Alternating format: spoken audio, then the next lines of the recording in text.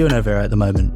So yeah, I'm originally from Lymington. Our offices are Gozney Ovens offices are in Christchurch, but just about to move into Bournemouth. So my wife and I are back here visiting family, but we've been living in the US for 7 months now. And so we're sort of like jumping between the two spots. For sure. Whereabouts in the US are you staying at the moment? So we moved over there 7 months ago to set up our headquarters out there, and we moved into really niche actually. We moved into the mountains in Utah. There's a place called Park City, which is it's like a ski resort, ski and snowboarding resort up in the mountains, which is really fucking cool, man. It's like a sick place. But we went there because we had some non-exec directors on the board that are from Park City. We got a network of people that we know out there. And when we decided to start building out our team there, it seemed like the obvious choice. But, when Laura and I go back, we're probably going to be hitting LA and getting into LA and building out like our marketing function from there. Oh, mate, that's unreal. What's the transition like from, say, like Bournemouth to the US in the mountains and in the ski resorts and whatnot? Do you know what, man? It's really nice. So I've lived in Lymington outside of Bournemouth for like my entire life. I actually lived in Bournemouth for a little bit when I was a nipper, maybe 17 to 20. It's just really nice getting out of England, man. Not that I don't like England, but when you've been here your whole life, it's like we just had kids as well. So we got 2 little nippers, and you just all of a sudden you shit yourself that you're going to be here in 20 years. They're going to be going to school, and you're in the monotony of like going and doing the same shit every day. And we're like, we've been grinding for 10 years building the business here, and we're just like, we need to have some like adventure in our lives, right? Well, the kids are young, and before they need to hit school, we decided that we would like jump out there, be a bit more like footloose, and just go and explore, man, and like use the business as a vehicle to be able to have like a bit of an adventure. Yeah, that's unreal. You mentioned skiing and snowboarding. You're a bit of a skier? I like skiing, yeah. I've always skied since I was a nipper. Went loads when I was a kid and didn't go for a while, but we have like an annual boys trip that we do. So I got a little bit of practice in the last few years, but still not a pro. I'm just like, I just go fast, man. I'm quite a big guy, so I've got a bit of momentum behind me. I go fast, but I don't really have like an overly good style or technique. I bet that's cool, isn't it? That boys' holiday. Yeah, the boys' holiday was sick. We go into the French Alps like once a year. We go like every January, but all of my pals have started to pop out babies now. So like the missus have got them on lockdown. So where all their kids are young, we're now, we missed it for a year or two, and then obviously COVID and all that stuff's been here. So need to re-engage with it. Yeah, 100%. Boys trips are the one, to be fair. We need to go on another one soon. Yeah, we do. We haven't been for a while. We got the whole of Europe on our doorstep, right? Like when we went to the US is amazing and like so different, but you realize like how much culture there is on our doorstep, like Spain, Italy, all the different European countries. There's just so much here, like so close. And I never really took advantage of Europe when I was here. You just sort of, you don't really realize like what you got on your doorstep. And then when you go to the States, everyone raves about Europe and the culture and the food and the history and all that stuff. And so you got to take advantage of it, man. You almost take it for granted. Do you know what I mean? Really do. I rarely go across Europe. Like I've only been to a few countries in Europe, and it is literally around the corner. Yeah. It's something that I need to do more of. What's the difference like in the States? Obviously you mentioned like the culture shift, like how big and how drastic is that shift? Yeah, do you know what, man? Like as an entrepreneur and as a business owner, it's like really exciting going to the US. Like everyone is enthusiastic. Everybody wants you to win. It's a cynical bunch of fucks in England, right? Like no one really wants you to win here. It's just like, it's a small island, highly competitive. People are generally quite miserable or like, don't necessarily wrap their arms around entrepreneurialism like you do in the States. Like you go out there and you tell someone you're a business owner and they just applaud you and they want you to win and they cheer you on from the sidelines. Whereas, the bullshit fucking undercurrents that you get in England is like people get a little bit like green when they say people being successful and stuff like that. So I personally found like going to the States and meeting entrepreneurial people out there, it was just like, there's just like a different energy. It's almost like, nothing is unachievable. You can go and build a monster business. I mean, I was in England, right, with what I sort of laugh, me and my CFO, Rick, we laugh about it now. I sort of got like a USA mindset in the fact that I think big, want to go hard, want to take some big punchy risks and go after it. And, like that was my mindset. And it almost like, no disrespect to any of the sort of like business contextual counsel I had in England, but it's almost a bit like softly, safely, right? Want to grow, 15, 20% a year on year. And in the US, it's like, let's fucking go. Let's build $1 billion business in like 3 years. Like that's the mindset there. And so I think just being in the market, the one thing that was amazing for me was like, when you land there, the energy in the States is different, right? You just feel opportunity from being stood on US soil. And that was something that was really, really relevant to me, man. It was sort of, it blew the cobwebs away from being, in England. It gave me fresh perspective. And I think we were building the business for a long time on the south coast of England anyway. And I think I needed a bit of a change and some fresh perspective and bring on some people on the other side of the pond. So for me, it was just like, it was perfect timing. It was really inspiring. It filled me with passion again. It got me firing for it, right? And then you realize you can actually go and do something super meaningful and go and create a big business, which is like, hopefully, touch wood, what we're in the stage of doing now. Yeah, for sure. I've heard that from multiple people that have like done business over in the States as well. Just that the culture over there is like so welcoming, so supportive, and just like ultimately, they all, like you said, they all want you to win. So like in the UK, I've found as well, there's a bit of like animosity sometimes. Yeah. How have you found that with building the business in the UK to sort of transition over to America? Has it been like impactful with the culture of the staff as well? Yeah, so like that was the biggest risk, right? In going and recruiting senior leadership in the US. And we've got a team of people here in the UK that are absolute grafters, super talented, hungry team that have made the business what it is today, right? Like we would not even remotely be in the opportunity where we can go off and shoot for like a really big goal without these guys. So it was like absolutely critically important to me when we went to the States to protect the UK team, UK culture and all that stuff. And so, we sat down and we, as a senior leadership team, when I went to the States and we'd onboarded the guys, we sat down and did workshops around like our org structure and how we can protect the culture in the business. And we just decided against the sort of like practical challenges that time differences give you, we've decided to have like one combined global team that manages the world. So we'll have people in our performance marketing team in the UK and the US. We haven't sort of like lent back away from hiring in the UK. We sort of just connected the teams up. And I think there are practical challenges in doing that. Like I've said, the US team wakes up at 2:00 in the afternoon. Well, it's 7:00 in the morning for the US team when it's 2:00 in the afternoon for us. So there's lots of like UK based late nights and early mornings in the US. But as we're grinding and like starting to get into our momentum and really going for it, it was super important for us to remain completely united as a company. And that's a decision that has served us well so far. Like I said, practical challenges, like people get pissed off with longer hours and stuff like that. Well, they don't get pissed off, but it just becomes a challenge. People are working more and there's risk that people don't have that work-life balance, right? Which is the challenge because everyone's so committed. So everyone just puts in the hours. So you have to like really fight to protect your team from just working around the clock and like, going too hard. Literally getting pulled in two different directions, right? 100%. What is the culture of your business? How would you define? I know it's a difficult question, right? But if you were to define it, how could you define it? Yeah, do you know what, man? Like, it's interesting. I think the culture is basically like built through, like I'm super low ego, right? I don't, but I would say it's built through me and like the way that I approach the company. The business was, it was built on a foundation that I wanted to have fun when I went to work. I wanted to do something meaningful. I wanted to change some people's lives. And, we have, it's almost like I guess what we're 9 years old now, but we've been on such a journey in those 9 years. If we feel like a startup consistently, we have like great morale between the team. We've got like a really flat structure. It's not overly hierarchical. And you have to fiercely protect that, having like a relatively flat structure where everyone can contribute and talk to each other and like everybody feels like they're a part of Gozney.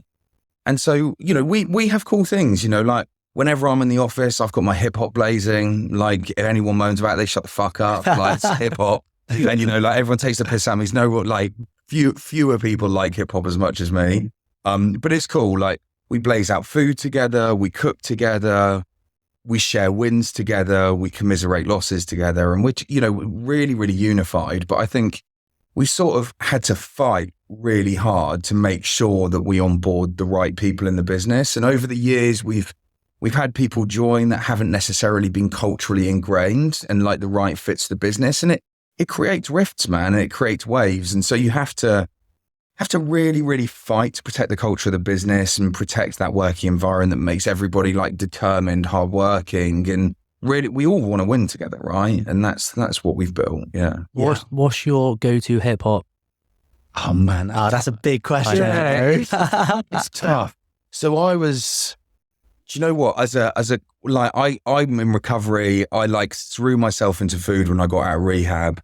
And you know, when Action Bronson came onto the scene, like Action Bronson was a big one for me. But I like all the classic stuff as well. So all the old school hip hop, you know, I'm like really into, you know, I still listen to Dre a lot, but you know, listen to Drizzy and all the new boys as well, you know. But like, I really just like any hip hop. We like all music, but everybody gets pissed off with it. I actually cooked with Action Bronson, which was like one of my moments that was fucking ace. I cooked with him about a month ago with the company. So I've been listening to him for about 10 years, and then I like hit him up on Insta and we started chatting, and we're talking to him about coming on board and being part of Gozney. That is unreal. Yeah. And so I shot down on the way back from Utah when I was coming home. I was taking my parents away on holiday. So I was coming back to the UK.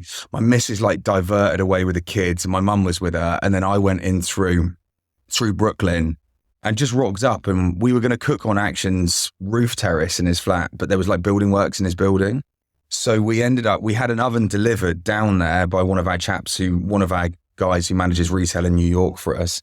And we ended up just cooking on the streets, man, in Queens, which was sick. So like we were cooking like Wagyu steaks and pizzas just on the sidewalk, man, in the middle of Queens. It was wild. And it was like first time I met Action. That's sick. Actually unreal. Yeah, that's sick, so man. cool. Imagine doing that with like one of your favorite artists. I'd love to do that. That's unreal. Who's your top 3 artists? And oh man, that's a good question. That's tough, man. So I just, you know, like I grew up on Dre. We grew up, it was like Dre 2001, the album was out when we were partying as kids. You know, Dre is like someone I hold in, you know, super high respect and love his music, love his work, love all his producing. He's just like hip hop legend. Who else? Yeah. You know, I have my go-tos. I would say Action Bronson's up there for me, man, just because it's like, you know, the culinary influence that he has in his music was so inspiring to me, because it was like, you listen to hip hop from the old era and it's all about like drive-bys, bitches, 40s, blunts, all that stuff, which is cool, right? But then like Action brought it into culinary, and he was talking about like, you know, cooking ducks and like ceviche and all that shit. And it was just like really refreshing to hear like a chef rapping. So I think, you know, Dre, Action, I love a bit of Drizzy as well. I'm not going to lie. Love a bit of Drizzy. How can you not? Yeah. Do you know what I mean? Drizzy's probably one of my favorites. To be Is fair. he? Yeah. Have you seen that Netflix series about Dre? Oh, what, the Defiant ones? Really, really good. Yeah, it's unreal. It is really good. Yeah. I had another meeting in LA recently with a guy. So funny, man. I get to meet so many cool people on my journey with the pizza oven business. And I often say to my wife, Laura, this is fucking mad. Like, we just built a pizza oven and I'm meeting all these people, but we've built the business, and then, you know, it just triggers meeting so many cool people. But like about a month ago in LA, I had lunch with a guy called Steve Stout, who was the president of Interscope. Yeah. And like, mate, that was sick as well, man. Because he was like, he met me, wants to invest in the business and come on board. And he's just, you know, he's like a mogul, man, in his own right, isn't it? It's Mate, like insane. how strange, like from So what you just sick. said, like creating a pizza oven I know. to them being cooking on the streets with, I know. and then following that, like in a meeting with Steve Sprout, like that's insane. Yeah, it's so insane, man. It's so cool. So hopefully, you know, we'll see. I think he might be investing in the business. We'll see. Oh, mate, that's incredible. That's actually unreal. So where did it all start for you? Where did you grow up anyway? So I grew up Lymington, just down the road from Bournemouth. I went to school. I didn't, you know, like my story's quite interesting, man. It's like really poignant as to how I started the business. I was like in school, didn't really do well, like highly dyslexic. But back then, like it wasn't hugely recognized, right? There wasn't like a load of support for people with dyslexia. And so I struggled to succeed in a classroom, right? And that just, because I'm like bright guy, but like work in a different way. Like, as dyslexic people do, they learn differently, right? And like reading out of textbooks or listening to teachers and, learning in a formal format like that just wasn't the way that I learned. So I found it like super frustrating. I guess it affected my self-esteem as a kid, and I didn't know why I couldn't learn, why I didn't fit in like the other kids. And so that was a challenge for me. And I think one of the things that it ended up impacting was just this like feeling of not necessarily fitting in, and then like leading on to sort of like misbehaving, I suppose, feeling like a little bit of an outcast. And then I had a little bit of an issue when I was a young kid with people picking on me and stuff like that. Not too much, but that affected me as well.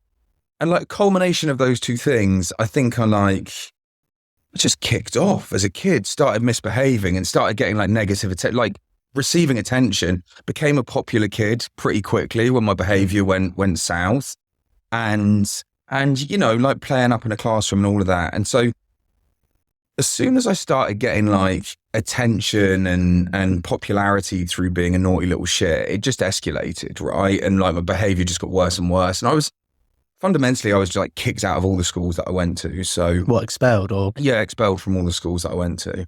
I turned into a proper naughty little shit that didn't really give a fuck. Like that was my attitude, right? And I came from a good home. Like mum and dad were super supportive, but like not fitting in and not feeling like I'd found myself. I just rebelled, and also, do you know what? I went to a private school, which I'm so grateful that my parents, forked out and took me to a private school. But I also, like, by default, I just had like an intolerance to snobby prick kids. Do you know what I mean? Fair. From a young age. I know exactly what you mean. And, kids, and you get that in school. I think I would have been better in a state school with like all my friends outside of school in later years were all just, from every different walk of life. There was like no classist or prejudice or anything like that. We all came from different families and different backgrounds, but just, when you like understand the score, you just get it, and you just, and there was just lots of kids in the public school that I just didn't really gel with. And so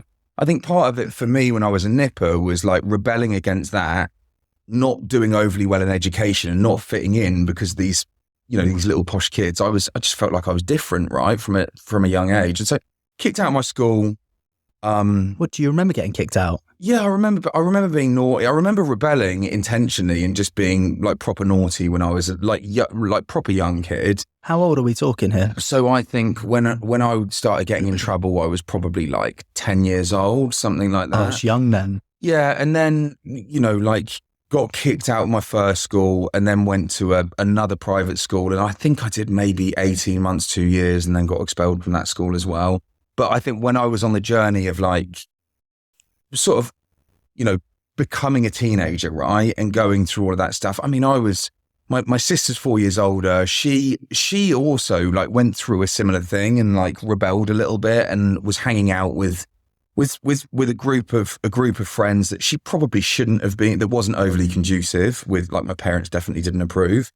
But they were like smoking pot and smoking cigarettes. And so even at the age of like maybe 11, 12, I was smoking cigarettes thinking I was like a bit of a boy. Do you know what I mean? Like hanging around with guys that were 18 at that age. And I was like a kid. And it's weird when you look back now and you think those 18-year-olds chilling or hanging around with a 12-year-old, like that's not normal, is it? No, like I just, I used to hang off them because they were my sister's pals. Okay. And like, so I remember we used to go out and they used to buy me like hooch and beers and shit like that. And I was a nipper, man. Looking back, if my kid was 10 or 11, yeah, I'd lose my shit, man. You'd be fuming, wouldn't you? I would be fuming. The thing is, when you're 10 or 11 and you're hanging around with the 18-year-olds, it's quite cool. You get that social that's status. well cool. Yeah, like you must feel like the boy, mate. Yeah, I loved it, man. And then it escalated, right? Then I found my own group of friends, but these were pals that were like a couple of years older than me, right? But like they were all, they were all smoking weed and doing their thing. And so like I quite quickly went down a route where I sort of still felt a little lost as an individual and like still felt like going to public school, didn't have a proper core solid friendship group because I just didn't, I didn't really gel with it. And so I then went to another secondary school, had some friends there, but like, was that a private school or private school? It was a private school. It was a school called Ballard down in New Milton. And it was a really good school, and I had a good group of friends in there. But I had like maybe one or two pals that I was really really close with there that were also like naughty, and we were like the bad kids in the year. And then I built a group of friends outside of school, and we went from like 0 to 100 real quick. We were like. We were smoking bud and doing bits and bobs like that, and then it just escalated quite quickly. How old were you when you met these other lads? So maybe 13, 14, like maybe 13 started smoking weed, and like escalating on pretty quickly from there.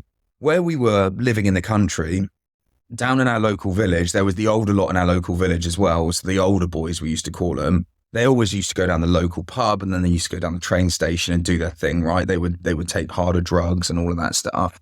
And so as little kids, man, we would just hang out in the local village, and we were just exposed to that as an early age. It was easier for us as little kids to be able to score drugs than it was to go and be able to drink, right? And like buy booze or anything like that. So just really, really quickly, just through the environment and how sort of susceptible we were to give anything a go. We were just a little bit reckless. We didn't really give a fuck about what we were doing and how it was impacting anyone. I think I'd come from a position where I was a little bit lost, as I'd said, and some of my other pals were almost similar position for different reasons, and we came together and it was just like game time. It was like, let's go. Right? And then all of a sudden it just escalated to hard drugs real quick, and we were just maybe from the age of 14, 15, we were just we were going in hard, smashing it. It's so weird because I've got a friend that's from a village, and he's literally described the exact same village life, mate. Like, nothing to do. It's so weird because like he's literally talked about like all the older boys would go to the pub and then they would meet him after and basically get on it. And you sit in a bush and smash gunners. It's brutal, man. It was there's like nothing to do, and it's dangerous, as like little kids doing that and getting into that lifestyle. And it's been amazing to see the shift in the way that generations have adapted to that now. I see like my mates' younger sisters and stuff like that are like 3, 4, 5 years older than us, or maybe like your guys' age, and like you boys are sat here in your gym gear. Do you know what I mean? Like everyone is gym and looking after their bodies, and that just wasn't how it was in our day. And it's so refreshing, and I'm so grateful now because now I'm a dad, like coming into a world where it's not about like what we were doing necessarily. I'm sure there's still groups of people. I still reckon it's about that a bit. To be fair, definitely. 100%. People love getting on it, don't they? But they do. But it was almost like proper reckless debauchery when we were nippers. So. Glad to be out of that, but had some interesting times in my teenage years. So just to pull back from 14 to 16, obviously take it you were kicked out of school at that point as well. Yeah. So what were you doing externally other than partying with the boys? So I was kicked out of Ballard when I was maybe 15 years old. I was expelled from there. Then I went to another school to finish my GCSEs. What's it called? Homefield. My parents got me into a school called Homefield, which was down in somewhere Christchurch way. I can't even remember, like Winkton, is it? I think maybe it's not there anymore. I think I did like less than a year there, but do you know what? I was in the thick of using, even when I did my last year in school. So I was pretty much using daily, going to school and all of that stuff. And so I was checked out, man. I wasn't living to go into education. I was doing it to keep my parents happy, to do the thing that I needed to be doing. So I finished that, didn't get any GCSEs, like failed all of it, just didn't achieve anything, so just didn't do anything. I was just doing my thing. And then managed to get myself into like a really basic IT course in Brockenhurst College when I was like 16. IT? Out of nowhere? It was like an intermediate IT. To be honest, man, I didn't really give a shit what the course was. It was just like any course that I could get on to go in there and party. Yeah, for sure. Like go and meet girls and do your thing. Standard. When you're a nipper, you just like, and so I did that, did Brock, and then I managed to complete a year in Brock. Didn't get kicked out of Brock, got kicked out the second year of Brock. At this point, are you still using... Yeah, our entire friendship group, right, was like all about using like class A drugs and, you know, and just going out and getting smashed. And, you know, I grew up in an environment where if I'm honest, guys, like I just thought it was completely normal. I just thought everyone did it. And like, you know, like you said, like lots of people do, right? It's not, but you know, we just took it to an extreme when we were kids. You know, we were just 24/7 on it. And so there was no real balance. It was just debaucherous. And that was, you know, that was intense, but it was the truth. It was like where we were. And so I managed to do a year in Brockenhurst College. And then I went to go to the Arts Institute in Bournemouth, but that, you know, like that didn't work out either. I think I lasted 3 months in there. What was the Arts Institute for? I did some sort of, I can't even remember what the course was, man. I was so lost at that point. It's like all of my friends, right? Because the nature of the like gene of addiction that I have, like all of my friends had balance, right? They would go on and get jobs. They could hold down jobs and party on the weekends. And I just couldn't stop, man. I got to the point where, you know, you think it's normal as a teenager and you go on a journey doing it. And then you start growing up a little bit when you get to like 19, 20, whatever. And you're just like, maybe I need to pull back from this and like hit it hard on the weekends. And that was when I realized like I wasn't in good shape, right? I tried to pull back from it and couldn't stop. Can you remember that moment when you tried to pull back? Yeah, I mean, do you know what, man? I honestly think like even when I was in Brock College when I was like 16, we went hard, right? And I was renowned and known for being a proper mess head and like with a little core group of friends. And even then, back then, right, I knew deep down that like I had so much more potential than being the guy that goes out and gets smashed. And if I'm honest, looking back, it's probably like built on insecurities, trying to like have this bravado-based identity because you're like insecure about who you really are, what you're good at. I never felt like, even from early school, that I'd fit in or excelled at anything. I didn't do sport. You know, I didn't do well in education. You know, they were just like, what else is there? So I think I built this identity for myself as just like a bit of an animal party head, you know, and that reputation stayed with me. And then when you build that reputation, when you go to college and you're a nipper and you just, you know, you have to uphold it, right? Almost when you're like going through stages of growing up as a teenager, or I felt I had to. I think everyone does. Yeah. Identity's like, it's weird, isn't it? We say about this all the time, don't we, Cal? How like identity will shape you. Yeah. And you know what, man? I didn't learn about who I was as an individual until I, you know, much later in life, when, you know, in my 20s, I like learned who I was. And, you know, everything for me was masked with using, you know, drinking or using drugs. And it was like having a good day, celebrate, let's get smashed, you know, having a shit day, let's get smashed, all of that stuff, right? So it was brutal. And I sort of like, friends used to talk to me about how hard I used to go. And I'd be like, do you know what? It's cool. I'm just young, I'm partying, whatever. And it was like, that was the answer to it. But I think I knew deep down when I was a nipper that it wasn't going to end that way for me. Like I had like vision for my life, or like a feeling of vision for my life. I didn't have a vision of like, this is what I want to do. I want to go on and do this, this and this. But I knew like I would aspire to more. I knew like I had a purpose to do something different. So for me, it was almost like, I think there was like a countdown to the end of that era. Like even when I was in it and I was a kid, I knew it would come to an end. For sure. So yeah. It's super interesting, like that feeling of knowing about purpose. Yeah. Like, I know that feeling that you're talking about. I'm not going to say like, you know, necessarily how far that stretches, but like, I know that feeling of like intuition that you want more. Yeah. If that's like it's a weird feeling. Like I'm sure you have it as well, don't you? Yeah, for sure. I was just going to touch on the drugs. Do you think you taking drugs was a form of escapism? Yeah, definitely, man. I think it was like, it was numbing.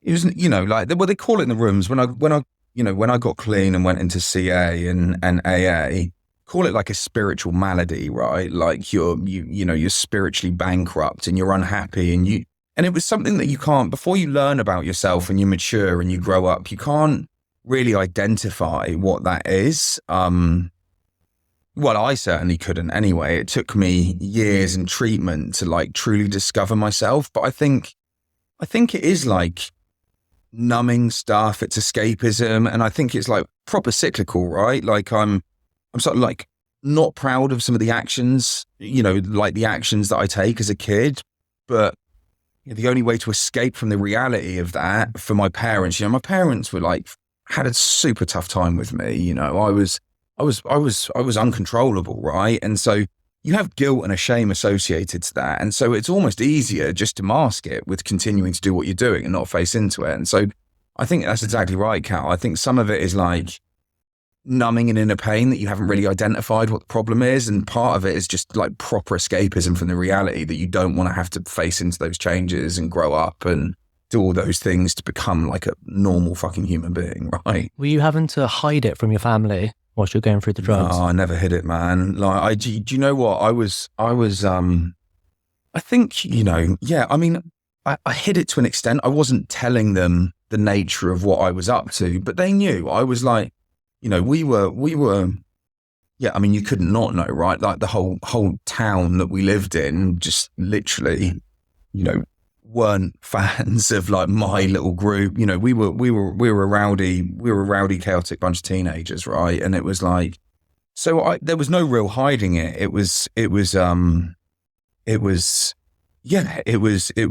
blatantly obvious that we were up to what we were up to. But it never stopped me feeling guilty or responsible for my parents' emotions, right? And like you said a second ago, Cal, like just masking that with continuing to dig myself into that hole was like generally the route that went. It's just easier, Was there any specific moment that hit you where you thought, cool, I've actually got to maybe switch this up? Yeah, man. Like there was. Like I said, I got to the age of, what was it? Like 19, maybe. 19, and like some of my friends were at uni. They were like locked down in uni. I'd been kicked out of uni, the Arts Institute. I was living in Bournemouth, and I was, like I actually worked in care, and one of the only things that kept a level of stability in my life was looking after severely autistic children, which I did successfully. And I think I kept my job there despite how chaotic my personal life was. I cared for severely autistic children in a school close to Lymington. And I guess for me, I connected to that on such an amazing level because, the kids were extremely challenging, and the staff turnover within the establishment was just exceptionally high because, they could get hurt physically, physically attacked and all of that stuff. And I just think where I was a little bit, just a little bit wild, it just didn't faze me. And so I would go in with a level of confidence, connect with the children would connect with me. And I just flourished in that role because I managed to help kids progress, and the satisfaction from that role was incredible. So that was like, I think when I was younger, that was like one of the key things that sort of allowed me to have some balance and some stability. But, so like I had that job for maybe a couple of years, but then I lost that job because I was in trouble. I'd got in trouble with the police. It was in the paper. They couldn't keep me on there because of the association with the schools. We had a conversation. We just sort of parted ways amicably, but they were super supportive of me.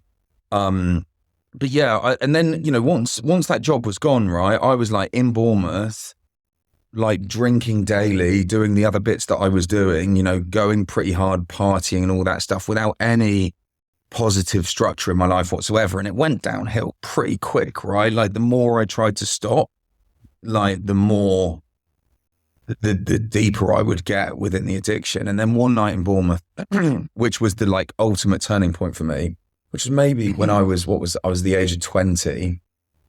I'd went out one night and got jumped by a group of lads. I was like walking, I was up in Lansdowne, and I was like walking back to my flat alone, and one lad who was walking on his own sort of shoulder barged me and like, tried to kick off on me and like instigate a ruck. And me turn around being half cut, doing what I'm doing, wouldn't back down to that. I'm like, what the fuck do you think you're doing, mate? All that stuff. And then he's got like 6 or 7 mates around the corner, all waiting. He's just classic dickhead. And yeah, I got the shit kicked out of me, and I had my skull broken. I had all my teeth kicked out. I was like, my eye socket smashed. They like properly did a number on me. I lost all my bottom teeth, and Fucking hell. it was brutal, man. It was brutal. It was like, I came out of hospital the next day.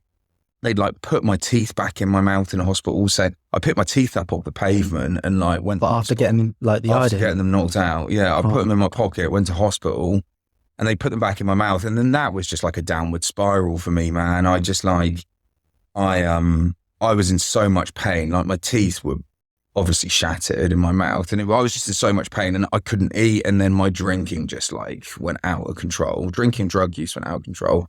The point where I was like in and out of hospital, and they were just like, you know, you're not going to continue to survive if you carry on like this. And so it had gone from being like lighthearted. Well, it wasn't even that lighthearted, but when I was a teenager, it was like, you know, like really in sort of level of denial about the severity of what we were up to. And it felt lighthearted, but you know, we were young enough to just be able to say, oh, we're kids, we can get away with it, you know, whatever, and justify it to ourselves like that. When in reality, what we were doing was really damaging for loads of people and us. And, you know, it was crazy. So, you know, like trying to stop and finding it hard to then, you know, like being in the depths of addiction where I was like traumatized from getting hiding and literally just like on a downward spiral. I think there was like a self-destructive part of that journey where I just went like downhill, and that was a turning point, man. How bad did the drinking get? Yeah, mate, it was bad. It was bad. You know, I was like a full-blown alcoholic. Yeah, I was like drinking every day, every morning, wake up, drink, you know, just all day. I would like the last year was, like I said, it was like more lighthearted when we were kids. We were partying and all of that stuff, and it was a bit more, well, you know what it's like going out in college and going to parties and all that stuff. And it doesn't feel like it's out of control at that age, right? You feel like you got a handle on it, you can stop, you're just doing what every other kid's doing, right? And then, you know, when you're actually like in a position where you're trying not to drink and you can't not drink every day, which was where I got to at the end, it was brutal, man. It's absolutely horrendous. And, you know, I felt completely powerless to the addiction that had got me, and so it was just horrendous. Yeah. So, what were the next steps after obviously being an alcoholic, being a drug addict? What were the next steps leading up to the rehab process? So, do you know what, man? Like my mum and dad were like there from day one. You know, like they always supported me throughout my teenage years. You know, no matter how bad it got, they were always there. And it was just one day after I got that kicking, you know, I hadn't seen my mum, probably like 8 weeks in after having that hiding. I still hadn't seen my parents. My face was still battered. did they know about it? No, I didn't tell them. I didn't tell them. I didn't want to worry them, man. And then it just got to a point where my drinking, I think it was just like I was proper desperation, right? Like didn't know what to do, how to act, traumatized by the event, like desperate for change in my life, but just couldn't do it, right? I was just trying every day. And my girlfriend, who I was with at the time, you know, helped me build up the courage to be able to say, you know, like you need to get help. And I knew I did, but that's like one of the biggest steps as well, right? And when you're going into like facing into your challenges, is like accepting it, owning it, and trying to drive change. And so like after multiple conversations with her, she'd really encouraged me to change my life because she could see where it was going and it wasn't going to end well for me. And then I picked up the phone to my mum and literally just said to her, like, it's time, I'm done. And she just knew exactly what the score was. And so she tried to get me into rehab when I was like 17, and she tried to get me into the Priory, and I walked out. I just wouldn't do it. And then, you know, I was just like, right, it's now time. I was 20 when this happened. And like mum had found a rehabilitation clinic in like Arizona. But it was more of like an army boot camp for naughty kids. And I was just like, do you know what? I'm like not a naughty kid. I'm just like, there are much more deep rooted addiction challenges in my life than sort of like superficial like naughtiness, right? Just being a scally, right? And so I basically got online and looked for a rehabilitation centre, and I found one in South Africa that just seemed, they really tackled like the inner issues of drug addiction and like what the causes of it were and what the solutions were.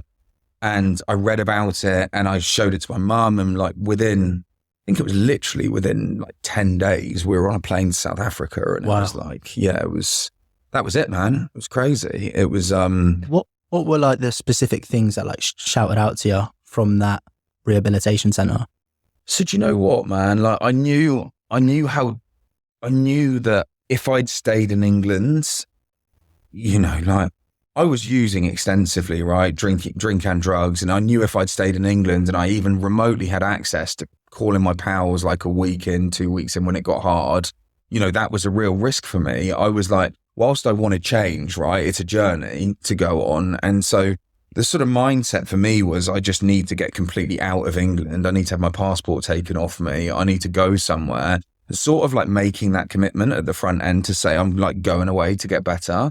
And I'm like not going to leave until the time is right for me to come out and have like more of a productive, you know, more of a productive life. And so it was the fact that I think South Africa, like the way they wrote their language on the website, it was like they had like a zero tolerance to, it was just different out there, right? Like over here, and I'm not gonna be disrespectful towards any rehabilitation service in the UK, but it's like music therapy, art therapy. I'm like, I'm not gonna go and fucking bang a tambourine and come out sober. You'll hang on, yeah. Do you know what I mean? And they charge you like 30 grand a month for the pleasure, and it just wasn't what I needed. I didn't need some system that was just trying to monetize people addictions, right? Like that's how it felt to me back then. And I'm sure things have probably evolved and changed right now in the UK, but there's still a lot of private services where it's just hugely expensive and they don't really get to the core root of the issue.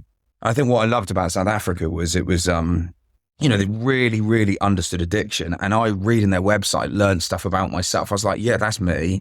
That's me. That's me. And I could completely relate to language they were using and the way that they actually, the way that they encountered like going into recovery and like how to rebuild yourself. It was all about rebuilding belief systems and having time. You know, there was rehabilitation centres in the UK, and I'm sure they work for some people. I'm not advocating that they don't, but you know, I've been using for 8 years, going into a 30-day treatment for like 30 grand. Just I didn't feel was going to cut it for me. I just thought like going to get sober and like get back into a conscious state where I've like, you know, got all of the drugs and drink out of me, and then I'm back into the real world fending for myself. And that just seemed like a crazy task, man. So it was the fact that, you know, they were truthful. They said like recovery doesn't, you know, like treatment doesn't take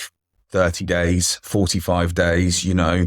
The fastest anyone had ever come out was like 6 months of the treatment centre. Of course, a stint then, isn't it? It's a big commitment. Proper stint, man. And it was like, but at that point in time, man, I was broken. I was like broken, and it's just like, I need my life to change, man, dramatically. And I wanted it, you know, I was scared shitless of it, but I wanted it. And so it was like a mixture of getting away from the UK, you know, going into a centre that seemed to have like a different approach. And then speaking to the guys in South Africa, they just didn't suffer bullshit or fools, right? There was just like human rights out there is different. If you like fucked about, you would be held accountable, you know, and so that for me all felt right. It felt like the right thing that I needed to do. And the entire rehabilitation facility was run by recovering addicts, which was just like something else that was, you know, not necessarily someone that was like trained in psychology, that had not had a problem with drink or drugs, you know. It was about being able to relate and getting out of the country and believing in something that I could put all my effort into to try and make work. Yeah, that makes sense. And also like just having people that have been through the process, you're just more relatable, aren't they? 100%. Do you know what I mean? You can listen to them and be like, 100%. they've literally done what I need to do. Yeah, 100%. Yeah. What was the process like when you entered there? Because 6 months, like we said, and that's the shortest, that's a stint. So yeah, like, how did you work through like the rehab process? We, you know, like they generally don't do much. Unlike the UK, they didn't really get you to engage in any work for the first 30 days. They're just like, the first week you have like a grace period where you don't need to attend any groups or anything. You sort of lounge about the rehabilitation, just get your bearings, like detox. Like people going in for heroin addiction would be on medication, withdrawing from it. And so you would essentially go through withdrawals for the first week where it's like the most intense. Did you experience that? Yeah, I did. Yeah, I had like DPs from drink, which is like shaking, and yeah, it was horrendous, man. Like it's horrendous. It was brutal. I mean, I got to South Africa and I didn't know where I was. I was in such a bad spot and so desperately unwell when we went that my mum had taken me out there. I hadn't remembered traveling there, and I'm not going to go into the details of my mum's experience getting me to South Africa, but it wasn't pleasant for her, and I think she was relatively broken as well by the time we got there, and she got me into like a safe facility. So got there and first month was just sort of getting used to the facility and the people and understanding the house rules and like what you do and don't do and how it all works. And then you throw yourself into the 12-step program. So it was like a Christian facility. So, a lot of the counselors were not only recovering addicts, but they were like pastors. It was like, Christian run. And so they sort of, there's a large desire for them to actually, want you to be open-minded about Christianity and being a British person, right? Just not religious. I just like, it's much more of common practice to go to church in South Africa and stuff like that. And Christianity is, I know we have churches here, obviously, but certainly from my area and the kids that I hang out with, like no one was really, religious. And so that was interesting for me. And that was almost like a barrier for me to start to fix myself. And just, but I was open-minded. I went in with a view that I will be open-minded to anything that can fix me and help me get better.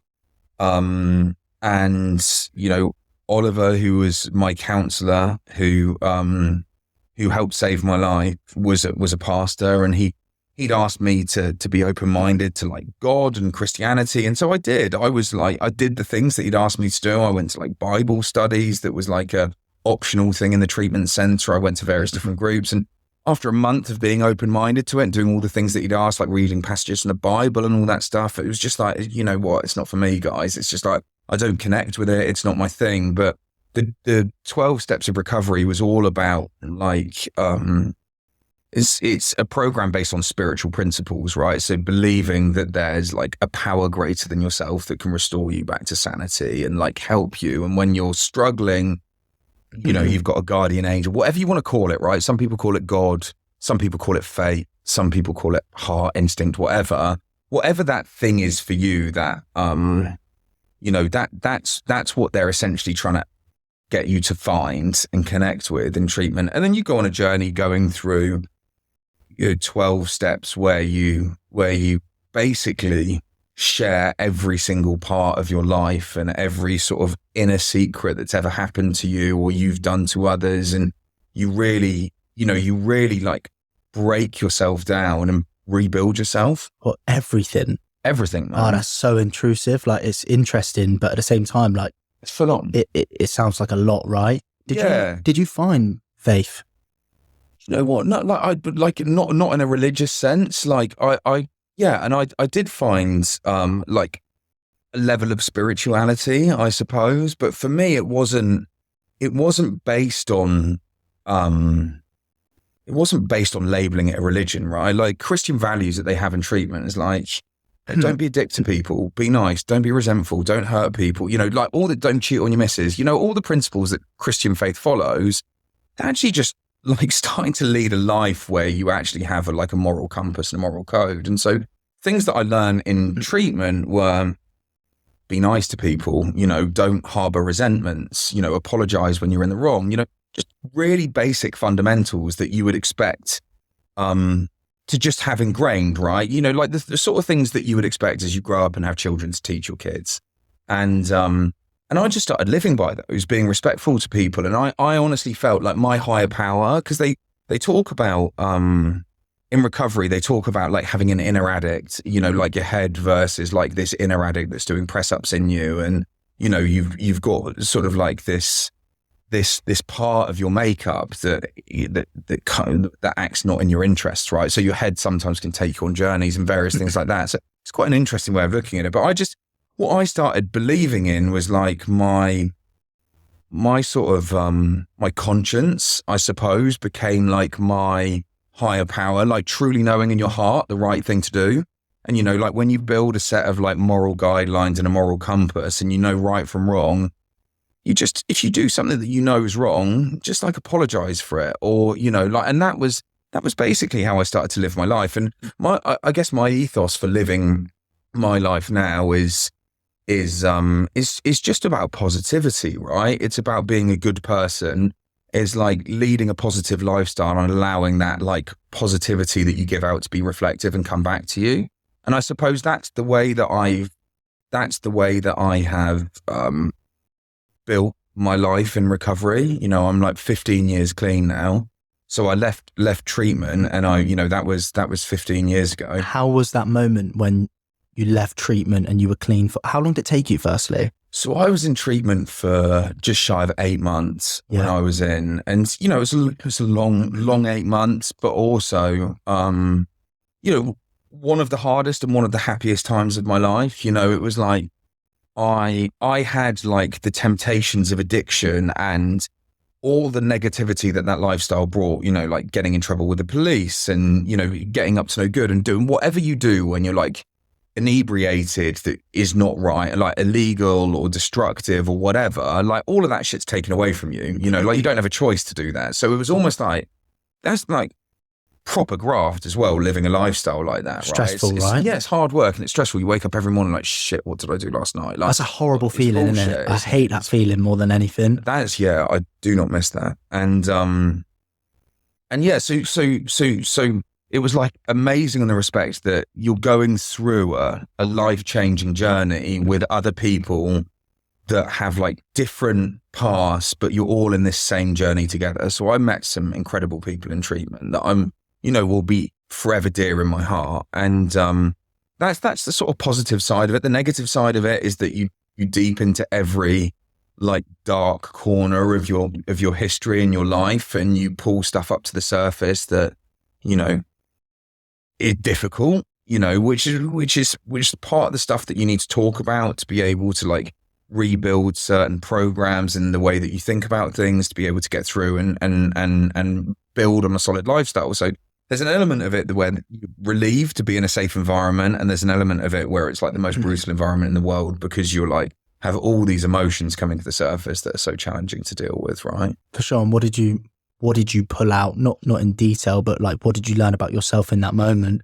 Yeah, do you know what? I learned about the severity of my illness for the first time. Like Oliver, my counsellor, you know, he took me through a series of events in the first 3 months of being in the treatment centre where he enabled me to like surrender and enabled me to see the severity of my illness, which, you know, even when I went to rehab and I knew I was unwell, I had no idea about the severity of like the knock-on impact that my actions had caused. So he helped me with that, and that inevitably led to a surrender, like surrendering to change and like sort of embracing the process and hugging recovery with open arms, you know, and like going on a journey to say, yeah, I'm in, I'm doing this. Yeah, I'm like, you know, there's no uncertainty for me. I'm like in, and I put that fully down to Oliver. You know, he saved my life just in those key moments of what he delivered for me there, because it just enabled me to make a decision that I've stuck to for, you know, nearly 2 decades now. That's unreal, by the way. Yeah. Yeah, sick, genuinely unreal. Thanks, man. Imagine how many people that Oliver has helped. It's insane. I bet he's literally saved, you know, a lot of people in a similar position, right? 100%, man. And it's one of the most magical processes, right? And, you know, getting into recovery and like making change like that, you know, it touches so many people's lives as well. You know, like Oliver helps facilitate fixing so many people's lives. And then those lives that he helps to facilitate fixing go and impact so many other lives, for sure, you know, which is also incredible. So the overarching thing is, it's amazing. But, I had to build out what's called a step 4, which is a fearless and moral inventory of your entire life. So you talk about every relationship, every girlfriend, your relationship with your parents, resentments, the whole lot, right? You build it out and you document absolutely every single thing that you can remember, and then you read it out to your counsellor. How is that documented? Is it just like you write it all down, man? What, pen and paper? Pen and paper. Oh, that's emotional, isn't it? Yeah. I think my step 4 was like 600 pages of writing or something like that. It was 600? Like 3 months worth of work. And then, read every page of it to your counsellor. So I read it to Oliver. And then it was just like, it's just like a freedom, right? You get like a freedom. You let go of resentments. You accept various things that have happened to you in your life, and you move on. And that was my experience, right? And that was probably the most defining moment. One of the most defining moments outside of like truly surrendering to the process that I had, because it just made me feel like a different person. I went from being almost like burdened with things that I didn't know were on my shoulders to like releasing all of them, and then feeling like this. It's just a step change in my mental well-being, right? Which was incredible. Did you have that like feeling of like euphoria directly after you read like the last page, or was it throughout the process, like step by step, if that makes sense? I think, it's like, if you can imagine, it's like a wave of emotions, letting go to things that have been difficult for you, talking about things that you've never spoken about. It's like a proper roller coaster, right? And I think it was probably being able to like digest and truly reflect after the process, that it becomes like, well, after the process, I personally just felt different. I felt different. And then and then everything starts to like unload, and you just feel like you can breathe. Like I felt like I could breathe, right? Like breathe truly like fresh air, like being on a new journey, new life, completely different perspective. So after the 8-month spiritual journey, I suppose we can call it. Yeah. How did you find fitting back in, and whereabouts did you actually go back to after it? So yeah, I didn't go back to my old flat that was in Bournemouth. There were just too many associations with what I was doing before I went. But I did. I moved back to Bournemouth, and one of my best pals, who'd actually gone on a journey for his own reasons to stop drinking and partying. He'd stayed connected. We were best pals, and we stayed connected while I was in treatment. And he sort of went through his own spiritual journey outside of treatment. He didn't suffer with addiction like I did, although we partied together hard. And he managed to change his life and change the outlook of his life. And so when I came back, we lived together, which was awesome. And I sort of had to double down, man, and protect myself. It was just like, I would go and see some old friends that I was really good friends with, and they would be trying to like give me tequila shots, and saying you're fucking boring when you're sober. And you know what? Like that happened to me 2 or 3 times, and like, that's poor. Yeah. And I've never seen those people again. Yeah. I'm just poor. Like, they're gone, deleted, gone, see ya, like not part of my journey now. And I'm proud of that. I just like, they teach you in treatment that, your pals from your previous life aren't going to be your pals when you go out into your new life, because they're attracted to someone that's debaucherous, that's going out, going nuts, getting smashed, doing all the stuff that we were doing. And actually, like, a sober existence is a very different existence, right? You're like forced to mature before your years if you go in at the age of 20, for example, because everyone's going out partying, man, in their 20s, aren't they? We just did it in our teens and like did it hard. But like my wider friendship group was sort of like, my closest friendship group had gone hard. And my wider friendship group was like just warming up to going out and hitting the clubs and all of that stuff when I was coming out of rehab. So it was tough, man. It was like a brutal reality coming out of treatment. And, it was probably the most vulnerable I've ever felt in my life, like truly being outside, fending for myself. Like I said, that sort of nurturing environment of being protected and safe in a treatment and rehabilitation facility with everyone else that's in the same boat, counselors that you can speak to when you're having a shit day, all of that stuff. That was like gone, right? It's almost like back to like reality, right? 100%. And like It's that, yeah. that shift is massive. Yeah, that's like what they say in treatment, like your recovery starts, day one of your recovery is when you leave, right? And, you know, I'd sort of underestimated how difficult it was going to be going back into the real world. And very quickly you realize like who your good friends are. And, you know, like had to take action, right? I had to take action. You know, you'd have to like completely cut ties with people that aren't conducive to your new life. Like people trying to make me do a tequila shot, you know, never saw them again, just gone, see ya. Like number deleted out your phone, like you're not part of my new existence. And like I did that a lot. And really one of the interesting things is like really trying to learn how to socialize. You know, when you've been using and getting drunk and doing all that stuff for so many years, and then you come into an environment where you don't do that, but you're trying to learn how to be a normal person, right? You're like, I still want to be a sociable guy. I'm like a sociable guy. Still want to see my friends, still want to go out, you know, like my girlfriend and I, who stayed with me through treatment, we broke up pretty quickly after I came out because of all the reasons that they said in treatment, you know, like she wasn't attracted to a guy in recovery, you know, it's not what she fell for. So, you know, and I was like, no, we're in love. We're going to be together forever, blah, blah, blah, blah, blah. Got out, she dumped me like week one, and it was like, fucking wow, got dumped. I was just like, shit, man, this is tough, you know.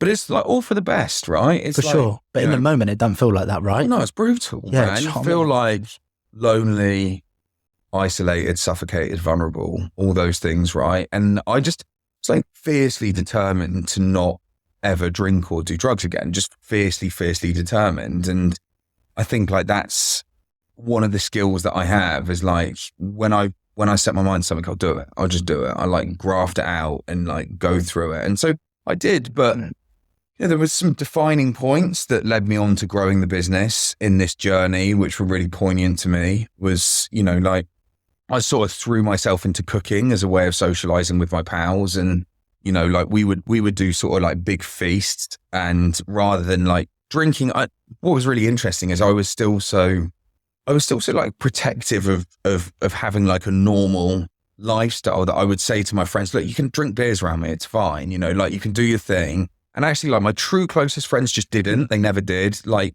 firstly, they didn't really care about drinking beers too much. And like, they would just do it out of really trying to support me. But like a sort of slightly wider friendship group, I'd be like, guys, you can bring beers. It's fine. Like crack on. It's all good. I'm sweet. I think I was trying to prove to myself that I could be in that environment, but the reality was it was brutal. Like you're literally testing yourself, aren't you? Yeah, and like, why would you bother, right? Like, why would you even bother? But I was 21 and like so fiercely determined to like be a normal kid, you know, and like I was going out to clubs in Bournemouth and going out, you know, and it was just in hindsight. Well, actually, I think I needed to do it. I think I went out to a few clubs, realized that they weren't fun unless you were getting smashed and, you know, like everyone hanging off you, repeating themselves, talking shit in your ear all night. It's not fun when you're sober if you're not on their level.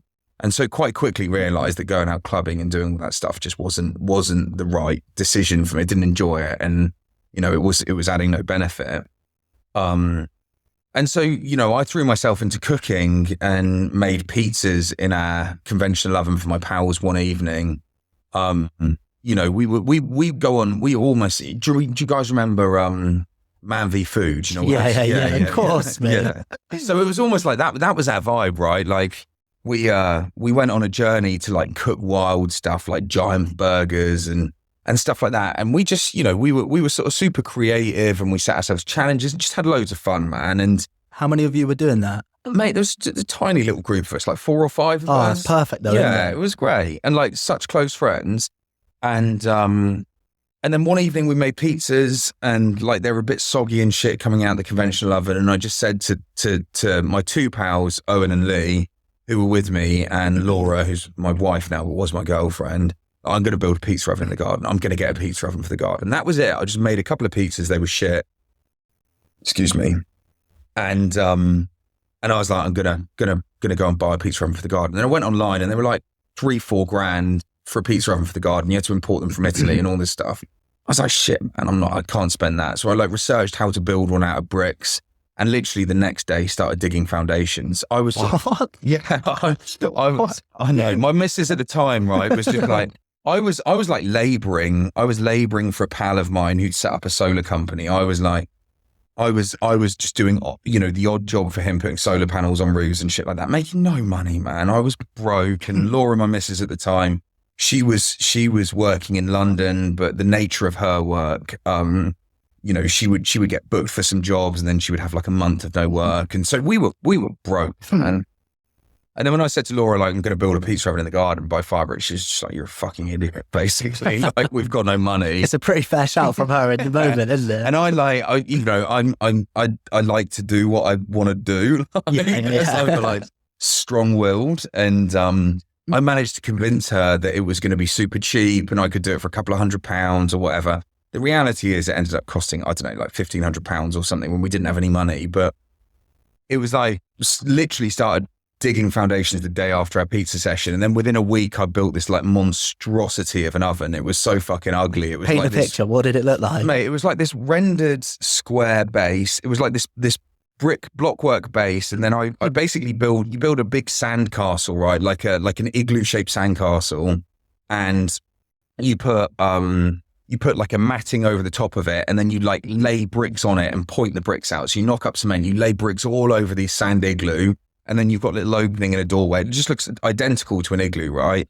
And then you let all the bricks on it, and then you point it all out with cement, cover it over, and then when it's set, you pull all the sand out through the mouth, and you're left with this concrete igloo. And then I like rendered it, and it was just a monstrosity. It looked like a big blob in the garden. It was just so fucking ugly. But it was, you know, that was by the by. It didn't really matter. But it was like what happened after that is just, you know, it was just life-changing, man. It was... What did it feel like as soon as that was built and you looked out and you cooked your first pizza on it? Like... Well, everyone took the piss out of me for how ugly it was for the start. And then I used it for the first time, and it didn't get hot. I was like, this is shit. These ovens don't work. I was like, I put like a little bit of wood in it, and I put the flue in the dome in the wrong place, because I just literally like researched it for an hour and then started building one. You just give it a crack, hadn't you? Yeah, and like I put the heat in the middle of the dome, and like all the heat from the fire went up out through the flue and like lost all its heat really quickly.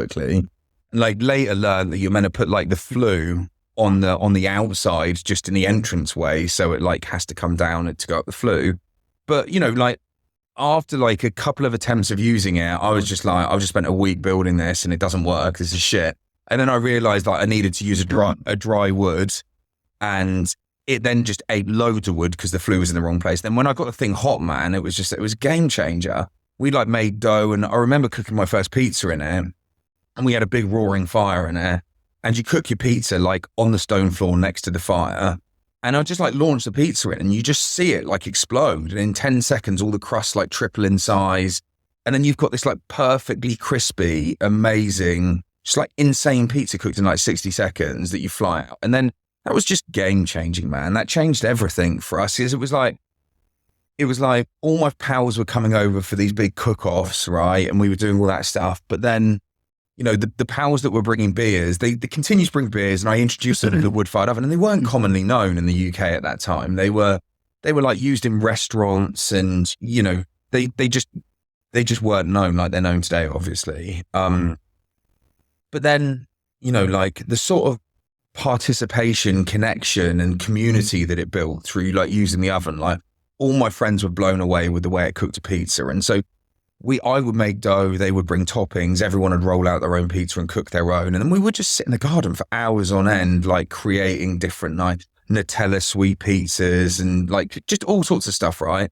And like by way of like, I don't know, it just felt like it felt like sort of intervention, right, from whatever. But it was like all my pals that were coming around and bringing beers just stopped bringing beers. You know, I didn't say anything to them, like, they were bringing beers, and they just started bringing toppings, and the oven just changed my social dynamic entirely. And it just, all the vulnerability that I had around being in social environments with drink and all of that stuff was just completely taken away from me. And like the oven had facilitated this like purpose and passion and way that we could all connect on such a deeper level. Like it was, you know, it was like the oven just had everybody completely engrossed in it, and it just changed everything for me. Did you have any form of experience in cooking prior to this? No. Like where did the inspo come from? So like my dad cooked when we were kids, right? Well, no, my dad cooked like for us. He was like big into cooking when we were little ones, and you know, mum cooks as well. So we sort of grew up in a family where we ate, home cooked food. And so it was just part of growing up. And yeah, and then like watching stuff like Man v Food and all that stuff, you just go on a creative journey. It was like a creative outlet for me, which was really nice. And like, I didn't even really realize that how much it was going to impact my life, at the time. So the oven changed everything for me. It was insane. Do you think it was almost like therapy for you? Definitely, man. It was like, like cooking is therapeutic, like I stick music on, you're chopping up garlic, you're doing your thing, you could just get lost.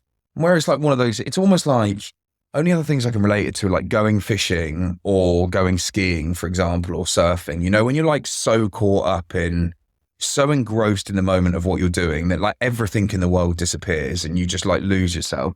Like I'll go on a holiday where we go to a beach and, my head's racing about work, sitting on a lounger, go skiing, like literally don't think about work for a week. You go and like throw yourself down mountains all day, have, big cookout at the end of the day and then like knackered, sleep well, get up, go again, and it was sort of like that for me. It was just like, just lost myself in food and like, I loved socializing and loved entertaining and loved bringing my mates together. So it was almost like this safe haven for me to be able to connect with everyone in an environment that just wasn't, dangerous and like created a level of vulnerability for myself. Mate, that's amazing. Genuinely like amazing. Yeah.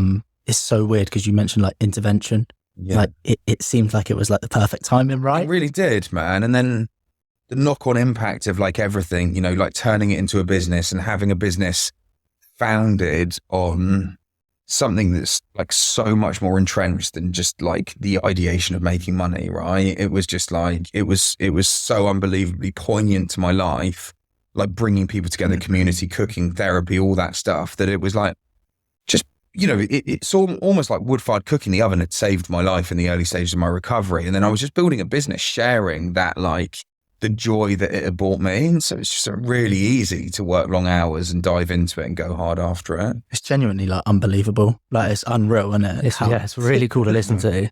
So did you go around hand building pizza ovens for people at this time, or was it? Yeah. So I, like all my friends had started saying, this is so amazing after having a few sessions, can you build one for me? And I was like, okay, cool. I know, I'd like really refined the design and they started to look nice. I'd like then truly researched how to do it.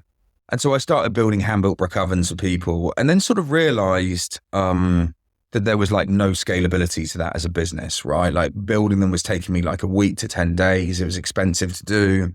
I had to do it. You couldn't, you can train other people, but I was having to do every part of it.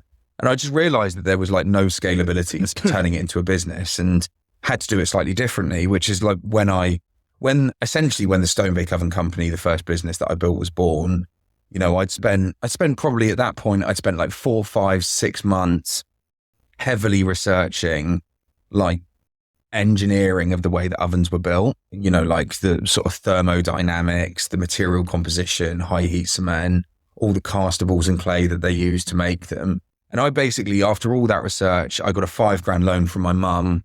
And, $2,000 was to go on a mold, a fiberglass mold. You essentially design a little concrete igloo that's then a precast shape, they call it in the refractory world, which is like high heat castables, like fire bricks and stuff like that.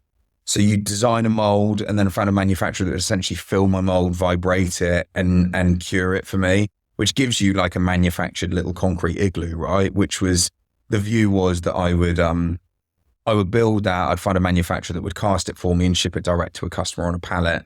And then I built it and, I went to a local fabricator to make me a door and bought pizza peels and accessories on, I think it was on Alibaba back then. I can't really remember. I think it was on Alibaba. I was buying like a couple of hundred of them at a time. Didn't do that in the early stage. I remember actually for the first year, we were buying them basically, a full retail price from a UK supplier because we couldn't afford to buy wholesale because we had no money. I think I was marking like pizza accessories up like £1 or something like that. It was ridiculous in the early stage. Just had no cash, right? And I was making margin from the ovens. I was making an okay margin from the oven. So until we built up enough cash flow, we couldn't actually afford to lean in buying accessories wholesale from abroad and stuff like that.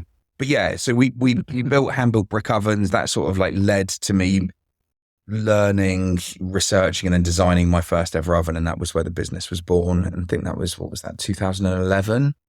So like best part of a decade ago, yeah. What was the process like finding the manufacturer? Do you know what, man? That wasn't so hard. It was, it was working with someone, like refractories is a very, very industrial industry, right? So you're building giant kilns for like the steel industry, for like melting steel and melting aluminium, for like the automotive industries. And so it's not like, none of the manufacturing processes within refractory industries are like finessed for consumer products. And so when you try and build an oven that can't have chips and dents and scratches in it, because you're selling it for like £600 to a consumer, that was like more of the challenge. Well, I'd rang 3 or 4 suppliers that did precast refractories, managed to persuade one that I felt was the right supplier for us to take a chance with us. I mean, we had no credentials, no money, no customers, no brand, no nothing. And I was just like, look, just take a chance with me. I'm going to build this into a business. Like, just go with me. And he did. What did you need him to take a chance on? Well, do you know what? Like, there's a huge amount of like R&D, time, energy, trials, tests that go into him trying to cast an oven, making singular units for me, giving me essentially like free ovens because I can't afford to buy them if we're doing them for R&D. And so it was just like going on a journey to like see if it would become successful or not. We weren't a proven entity, right? I was a one-man band, like no fucking experience, just got out of rehab, though I didn't tell him that, the owner. And it was just like, like just tried to persuade him, did persuade him, and like, I think the sort of like passion and the story and how the business was, the foundations of the business were like laid, sort of inspired him enough to take a chance. And we built that into a successful business, which was solid. We went from very, very humble beginnings to then it took a good few years, maybe 2-3 years, to really gain some momentum and some traction with sales. But he stuck with me. It wasn't without challenges, with working with them. But like I said, we were sort of throwing ourselves into an industry that was generally such like an industrial way of manufacturing that, like holding them accountable for chips and dinks and scratches in the oven, when all the guys are just used to like throwing pallets and, throwing stuff off forklifts and, they're not, it's just very industrial, right? So we went on a very interesting journey to like get to a stage where we had a saleable product, which we did, but it was a challenge. And then we grew the business. We grew the Stone Bake Oven Company. I just grafted my arse off. We were going to like agricultural shows. I used the other money that was left over from my mum to build a website. One of my best pals, Rich, who ran a creative agency called Shotgun Front, built me a website on the cheap, launched that. And then it was just hustling. And it was like, I remember saw Sarah Beanie at an agricultural show, managed to give her an oven for free, get a picture. And it's all that like early stage hustling of like getting ovens into the right people's hands and, starting to build out your marketing and just learning from ground zero, really. Just like going, just instinct based, hard work, determination, grit to go after it and build it. Yeah, that initial graph where you try everything and anything and just try to get some momentum. Yeah. I've got to ask you, what was the first product called? It's called the Primo. The Primo. The Primo, yeah. And the first ever one we had was literally like a little igloo without a flue. The first ever one we made actually is in my pal's garden in Lymington. And I see it when I go over and see him. It's in his parents' garden and it's like super ugly little thing, but it's beautiful. Like the first ever one cast. And so, can you remember when it came off the production line and when you first got it? Yeah, I was pissed off because it had a big chunk at the front and it's still got a big chunk out the front today. And so this was part of the issue with the manufacturer. Like we would bump heads. He was like, it looks fucking fine. And I'm like, it doesn't look fine. It's got a big chunk out of it. And we would like bump heads, Yeah. But it was, it was a journey, man. And it was like super appreciative that I was able to go on that journey. And it's sort of like, business evolved. I suppose I learned because I didn't have success in school. I really learned over the course of this journey, like the early years, like where my passions lied, what I was good at, what my skill sets were. I never learned in school, right? I learned that, love brand, love engineering, love marketing, love product design. I'm just, like a creative. I've got really weird mix of like love engineering, construction and the mechanics of things, but also love design and aesthetics. So I think that's where like the fundamental passion for building the products that we've got today has been derived from, is like the love of those two things. So making a product function exceptionally well, but look pretty at the same time is like what I think we've done quite well at Gozney, which has given us the success of, what we've become today. So during the first few years of this, what are you doing like socially, or are you just all in on the business?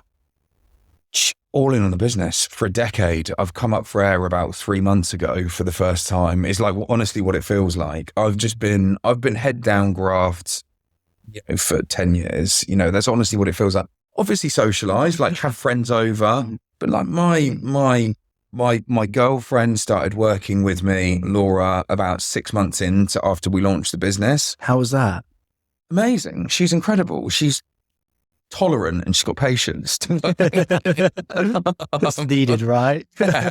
We were and are an insane team together. Like I said, she put up with me. We bang heads and have Barneys, but I think sort of she really understood I had a vision, I knew product, I really leant into marketing, and she's just absolutely brilliant at helping sweep up around me. And, she built a world-class customer experience service for Stonebake. And, as we then grew, we moved into commercial ovens. She ran the residential one and I went off running a commercial oven business, and we started to supply restaurants and stuff like that. So we were just a solid team, and we worked maybe 2 years together before we had an employee, and, just grinding and hustling. And then we started to recruit people and grew the business.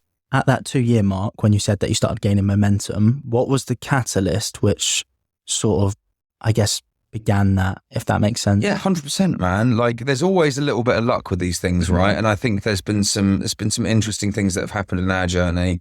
So I think it was like 2014, Jamie Oliver decided to invest into a wood-fired oven business. And all of a sudden, I like when he announced it, I was like, fuck, like how are we ever going to compete with Jamie Oliver, right? Like we're dead in the water. Like so naively, I had no idea about really what it meant. I just shit myself. And as you do, as you can be concerned about competitors, right? And actually, like, he just started using pizza ovens on TV every bloody night of the week. And it was all of a sudden, he just drove this awareness for wood-fired cooking. And we were 20% more affordable. We had a nicer looking design. We were made in England, and we were like a really honest brand and like husband and wife team. And we sort of like honed our marketing around that. And we just grew, partially it was getting enough product in the market and getting word of mouth out with Stonebake. And then Jamie just created awareness for the category. And like those two things combined, we started to grow, and Stonebake became like a successful little business in its own right. It was a UK bound, looking back now, we were so proud of it. We are, and we were so proud of it, Laura and I, but we were tiny. I mean, at the height of our success with Stonebake, I think we were probably selling, we're doing well. We were probably selling about 700 or 800 ovens a year, which is like £1,400 an oven, something like that. So we were absolutely smashing it in conjunction with where we started with a product where we were selling like maybe our first month we sold 1 in a month, and then and then the second year we were selling 5 a month, then the third year it was like 40 a month, something like that, and then it just went bang. And we got enough out in the market, there was awareness for wood-fired ovens, and then we just started selling in more volume. So that was cool, but we also had moved into, I'd saw an opportunity to move into professional ovens. We had an opportunity to supply a wood-fired oven for the Pig, which is a local restaurant, you guys probably know it. And I met with Robin Hudson, the CEO at Pig, and he said, like, we need a commercial oven, and we'd only made residential ovens at the time. And I was like, yeah, we can do that for you. It's cool. And I literally like got an order from him and then went home and started designing our first ever commercial oven to make the molds for it. And it was really that hand to mouth in the early days. But again, Robin took a bit of a chance on us as we were a local business, and I was so enthusiastic, and we built our first commercial oven and installed it in the Pig in Brockenhurst. And Did you do the full engineering specification for that? yeah, I did. I just learned that, man. How far you came from that initial design to then doing the full commercial? Yes, they were like specification? big, sort of like 1.5 ton giant segmented ovens. So you like research the entire market, right? You look at what every other competitor is doing. We research I would research the materials. I would speak to the lab, the refractory company that we were using to manufacture our products, and speak to the technician there about, how we could get the best heat retention. And one of the things that was so important for me was we had the best engineered product and it looked the best. And so we were the first ever UK based business to get full certification under the Clean Air Act, which became really relevant for us when we started growing the commercial business. Basically just means all of our products had a certificate to say you could use them in inner cities, where commercial wood burning appliances, you have to have that certification today, which basically means they have to burn fuel efficiently so they don't produce over the amount of emissions that is within the guidelines. And so we did that. And then I innovated this patented fast assembly modular installation system for commercial ovens, which was, we looked at all of the competitive landscape, and they were building giant ovens in warehouses, delivering them to site, taking shop fronts down and lifting them in with cranes. And, restaurateurs were paying 30 grand to get the shop front taken off their store to crane an oven in. And so I designed a system where we could walk our oven through a standard doorway in modular components and build it in 6 hours. Oh, wow. And so when we launched that, we just then landed, we were landing the Franco Mancas, Peter Pilgrims, all of these new emerging Neapolitan wood-fired brands. We just landed all of them commercially. And we were just literally in 2014, 15, 16, we were just in every single pizzeria in England. We just did everyone. How did that, so with that in mind, you're doing sort of 700, 800 prior to that in terms of the residential market. Yeah. When the commercial market came in, how did that affect the business in terms of scaling it? Yeah, so it was good. We made a good margin on our products. So whilst the margins were tighter on the consumer side of the business, is obviously more of a volume play. But the commercial ovens starting at £6,000 or £7,000, one oven installed would be a good lump of cash. So it really helped. It really helped us with our ability to start, going on a journey with additional R&D and starting to think about, innovation and product pipelines and stuff like that. So it sort of funded a lot of the business's growth, the commercial side, and it gave us this halo effect where we had this, this amazing credential that the Pig, River Cottage, all of these brands were using Gozney ovens in their restaurants. And so that was an awesome bit of leverage that we could use onto the consumer side, and consumer would come on. Everyone back then knew the River Cottage, Jean-Christophe Novelli, all of the brands that we were installing for. And so it was a good sort of springboard for us from a marketing perspective. Yeah, for sure. Can you talk to us about that trip that you had to Necker Island with Richard Branson? Yeah, that was cool, man. That was in 2016. That was a month before I got married. Well, I actually I had so what actually happened is back in 2013 or 14, around the end of 13, we started. I saw an opportunity to design a portable product, right? The Stonebake Oven Company ovens for the domestic market were large, heavy. Whilst we made wood-fired cooking accessible, it still required you to build a brick base or have a foundation, all that stuff. And we were looking to sort of see if we could scale into Europe, and we just couldn't do it. The financials didn't stack up. As soon as you shipped a pallet to Germany, it had eaten all your margin, and you couldn't afford to push the price of delivery onto the customer because there were options available in key markets. And so I saw an opportunity to develop a product that was more accessible. We could get into the hands of more people, which is where Rockbox was ideated. And so from 2013 onwards, we went on a journey to build a portable product that we could ship anywhere in Europe for £10. That had to weigh less than 25 kilograms, fit in a box of a certain size, and work like a professional oven or a bigger stone oven. And so Patrick, who is our chief engineer at work now, and I sort of call him my nutty professor. He's like a crazy engineer, and him and I together I would come up with ideas, and we would go and sit in his shed in his garden and build stuff and solve it. And so that's how Rockbox was born. And,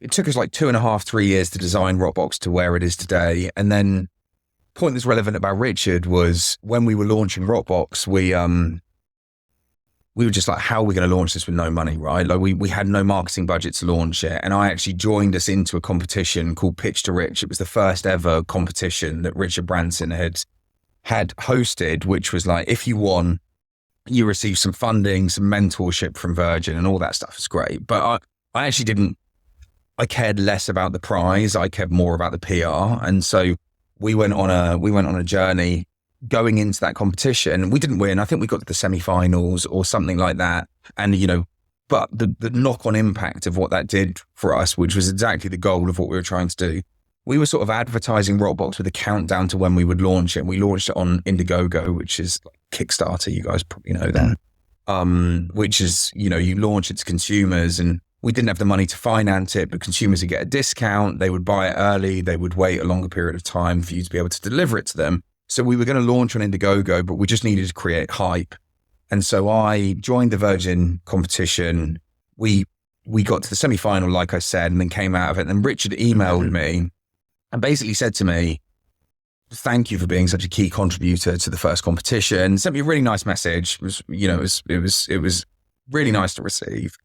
And I just sent him a note back saying, Richard, you aren't anybody unless you've got a Gozney oven on Necker Island. And that was like my one-liner back bold. to him. Love it. Bold, like proper dick move. That's so decent. Oh, no. And then he responded to me just like, okay, what do we need to do to make it happen? And he then pulled in his culinary team and his ops director on Necker.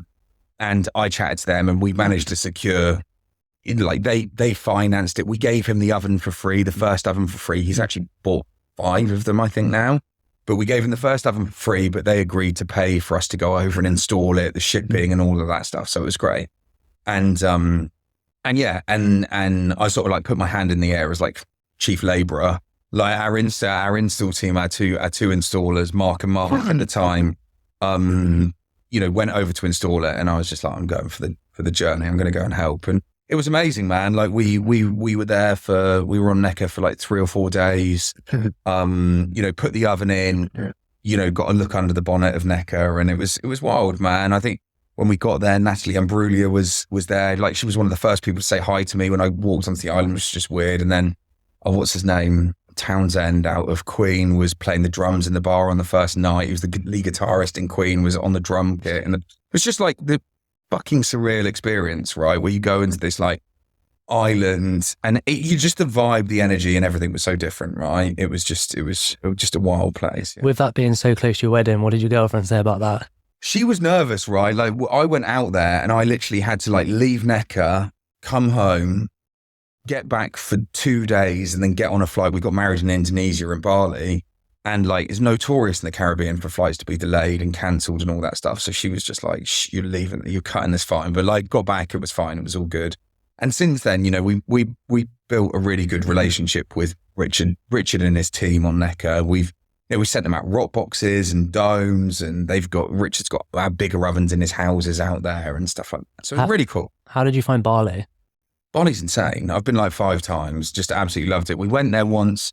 My wife's sister is from Perth, and so we decided that we would meet in Bali. We fell in love with it. We then went back for a recce because we decided we were going to get married there. And then third trip there, I think, was our wedding. We went over it was meant to be like a sort of a scaled back ceremony, because the politics. Well, you guys aren't married, you don't know the politics of it, but you'll get there. Like when you start, he's almost there, mate. Are you? You engaged? No, not yet. Yeah, you're not married off yet, man. When you do it, like you're just like, oh fuck, I really don't want to invite this person, but if I invite her, I've got to invite her, and all the politics of like pissing off wider family groups and all that stuff. And so we were just like talking about all that and what friends to invite and how to do it, how to structure it. And we just said, okay, let's just go to Bali. Let's just get out. And if anyone wants to just make the effort to come to the other side of the world, then they can come. And we sort of opened it up to our pals, and then like 100 people came, and we were like, shit, it cost us 40. So then like got villas and all of that stuff. But it was a magical experience, man. And actually that experience in conjunction with Necker has sort of framed some of my aspirations as an individual for what I want to do with, some of my big goals in running the business. So both of those moments touched me and had an impact on my life. What would you say some of those big goals are? You know what? Like seeing what Richard built with Necker was really inspirational, right? And I think there's probably like the muggy element of it with me is like owning an island is just fucking cool. It's just like proper gangster. Yeah. And like, so I'm not going to lie. It's like, that's an element of it. But I think one of the key things that I think is really important, for me as we grow the business, unlike everything that I've built has been based on experiences, right? About connecting with other humans and really like enjoying moments in life. And quite quickly after Necker, you know, I had one of the most life-changing moments getting married to my wife in Bali, where we hired these 3 villas and like all of our friends were, you know, in these amazing villas that we'd hired for 3 days. We just had like, not 3 days, sorry, 3 villas. We had 10 days out there. It was just like an insane party. All of our friends, everyone like carefree. And that, like those 2 moments in close conjunction to each other, it was just like, you know, I want to be able to build moments and experiences for my friends, loved ones, and people like that. So, you know, I've always had a dream of buying an island, and the dream has evolved somewhat. You know, buying an island and developing it and being able to share moments with friends, loved ones, people that I meet along the journey in business and stuff like that. So that's like a personal goal for me.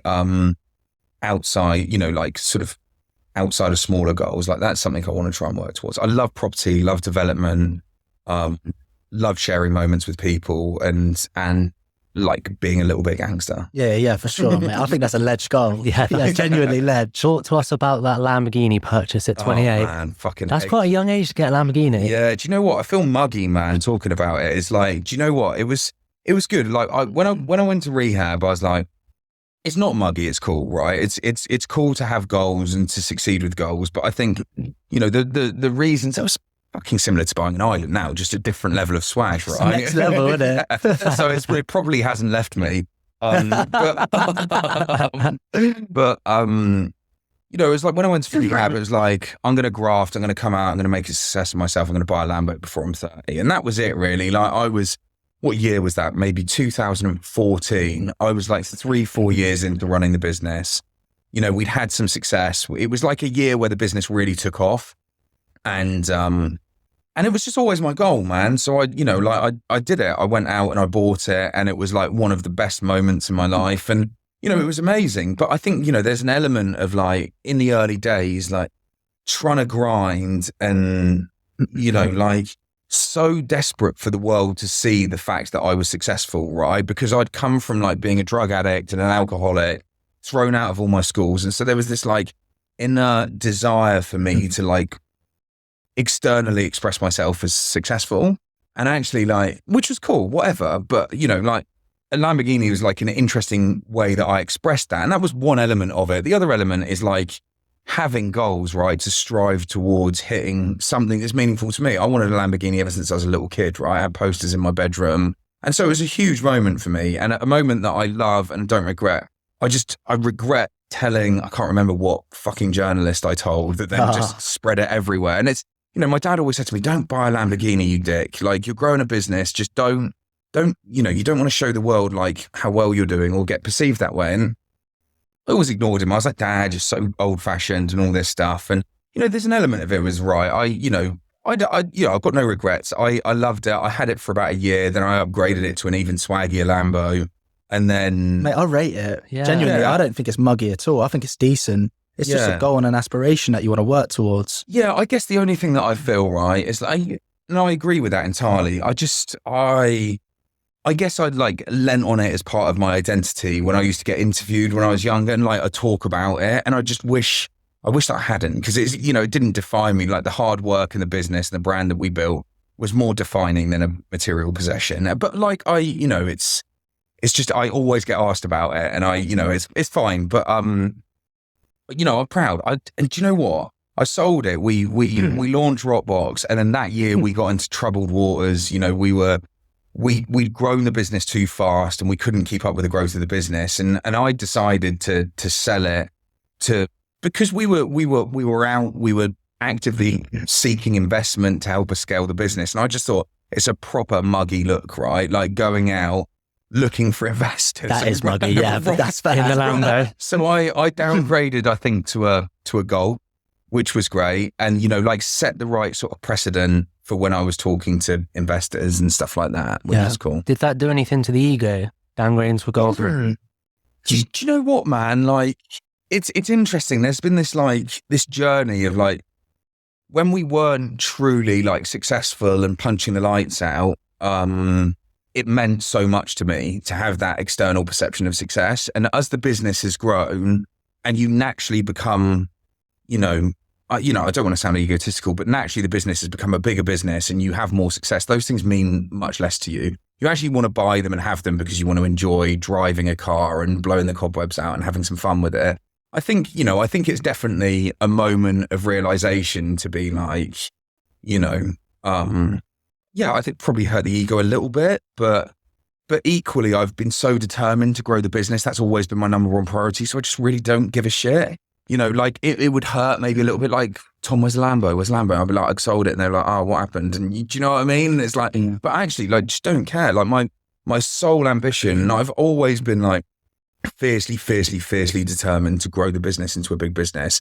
And I will do anything to support the business, right? And so on that respect, it was never hard for me. It's the only way to be, right? Yeah, you've got to make compromises, sacrifices, go hard, man. Just go all in. It is what it is, mate. It's, it's a Lamborghini. You get another one when it comes to it, if you want one. So I get what you're saying. But just to pull back on the business, obviously you mentioned a bit of a difficulty with scaling. Was that due to manufacturing?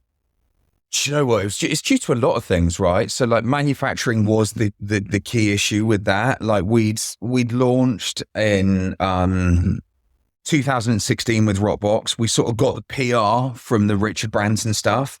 And then we launched on Indiegogo and we knocked it out of the park, man. How many sales through Indiegogo? We did, what did we do? We did 1.2 million in sales in 30 days. Oh, mate, that's which was decent. mega. Yeah. Which was mega. Like when we were, we were grinding. I think we had a 5K budget, I think, for marketing the product. And so we were doing like light touch Facebook ads and all of that stuff. But the PR from the show was huge. PR right? from that. And then, like just grinding, like, reaching out to sort of influential people and saying, look, we'll give you one of these when they launch, if you share it and blah, blah, blah, just hustling, right? And just like the grind.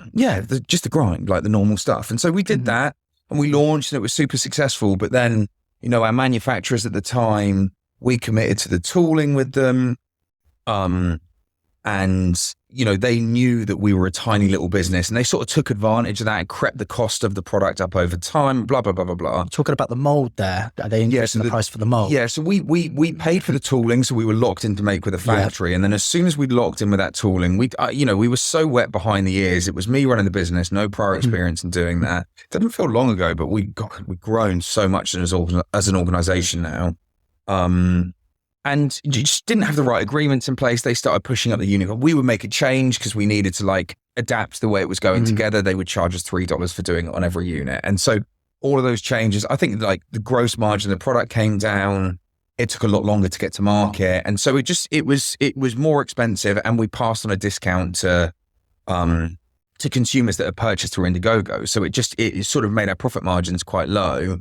And so we just got into a position where we had a decision to make as to whether or not we wanted to continue to scale Rockbox. We were able to fulfill all of the Indiegogo customers that had purchased, but when we got to the end of that, we were in a position where we couldn't afford to have to like order. They were like big, hundreds of thousands of dollars for minimum order quantities from China, and I had a profitable commercial business, profitable like premium domestic business, but we were just in a position where we couldn't actually afford to scale Rockbox. Were those businesses all separate then, I take it? They were at the time, they're not now. Yeah, they were at the time through a few sort of technical reasons, but so we were in a position where we needed to do something differently and get some investment to be able to scale Rockbox, because Indiegogo we'd launched in America, Europe, Canada, and the UK. So we'd already, like, by our own decision at launch of launching into those countries, we were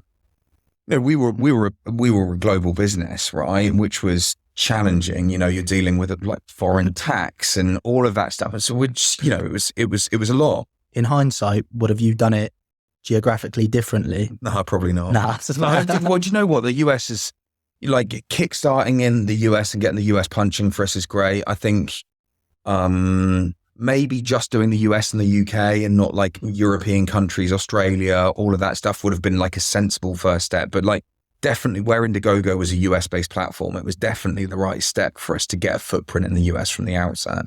For sure. When you go out and eat pizza, are you a massive critique? Oh, do you know what? Like,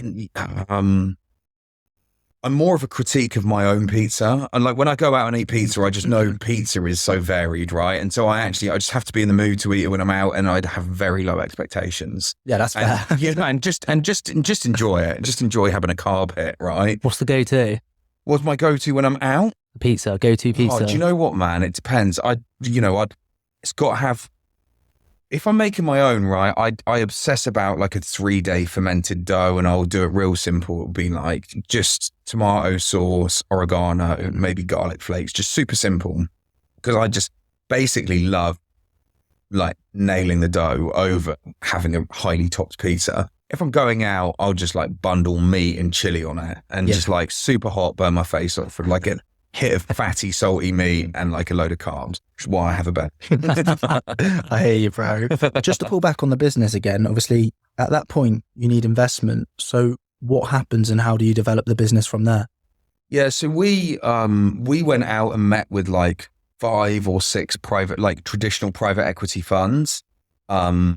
And, you know, something that you picked up earlier, you know, like the businesses were separate companies. And one of the things, we got term sheets back in 2016 from 5 like PE funds that would, you know, give us, I think it was 4 million of investment they were looking to put into the business. But it came with like relatively onerous stipulations, right? Which were just difficult for me to swallow. They wanted all the brands to be like migrated into one legal entity, which is understandable, right? They don't want a founder with 30% of his focus on one and, you know, with 2 other brands. That was understandable. But then, you know, like some of the terms and the stipulations with private equity is interesting. And if you're new to it, right, you know, it can be a slightly sharky world out there, and you just got to be careful that you don't lose control of your business. And I think that was one of the key things that I've done fiercely from the start, is just making sure that I've like protected my control of the business, my share of the business. And so we actually got term sheets from 4 or 5 funds that put forwards for us, and I just declined all of them. And we ground, man, like we were selling commercial ovens, hustling, trying to make it work. And I actually met a very special guy who is local to the area around here, who's a sort of former private equity guy, who was intro to me through my pal Jimmy, who runs the iced coffee brand. You know, Jimmy's yeah.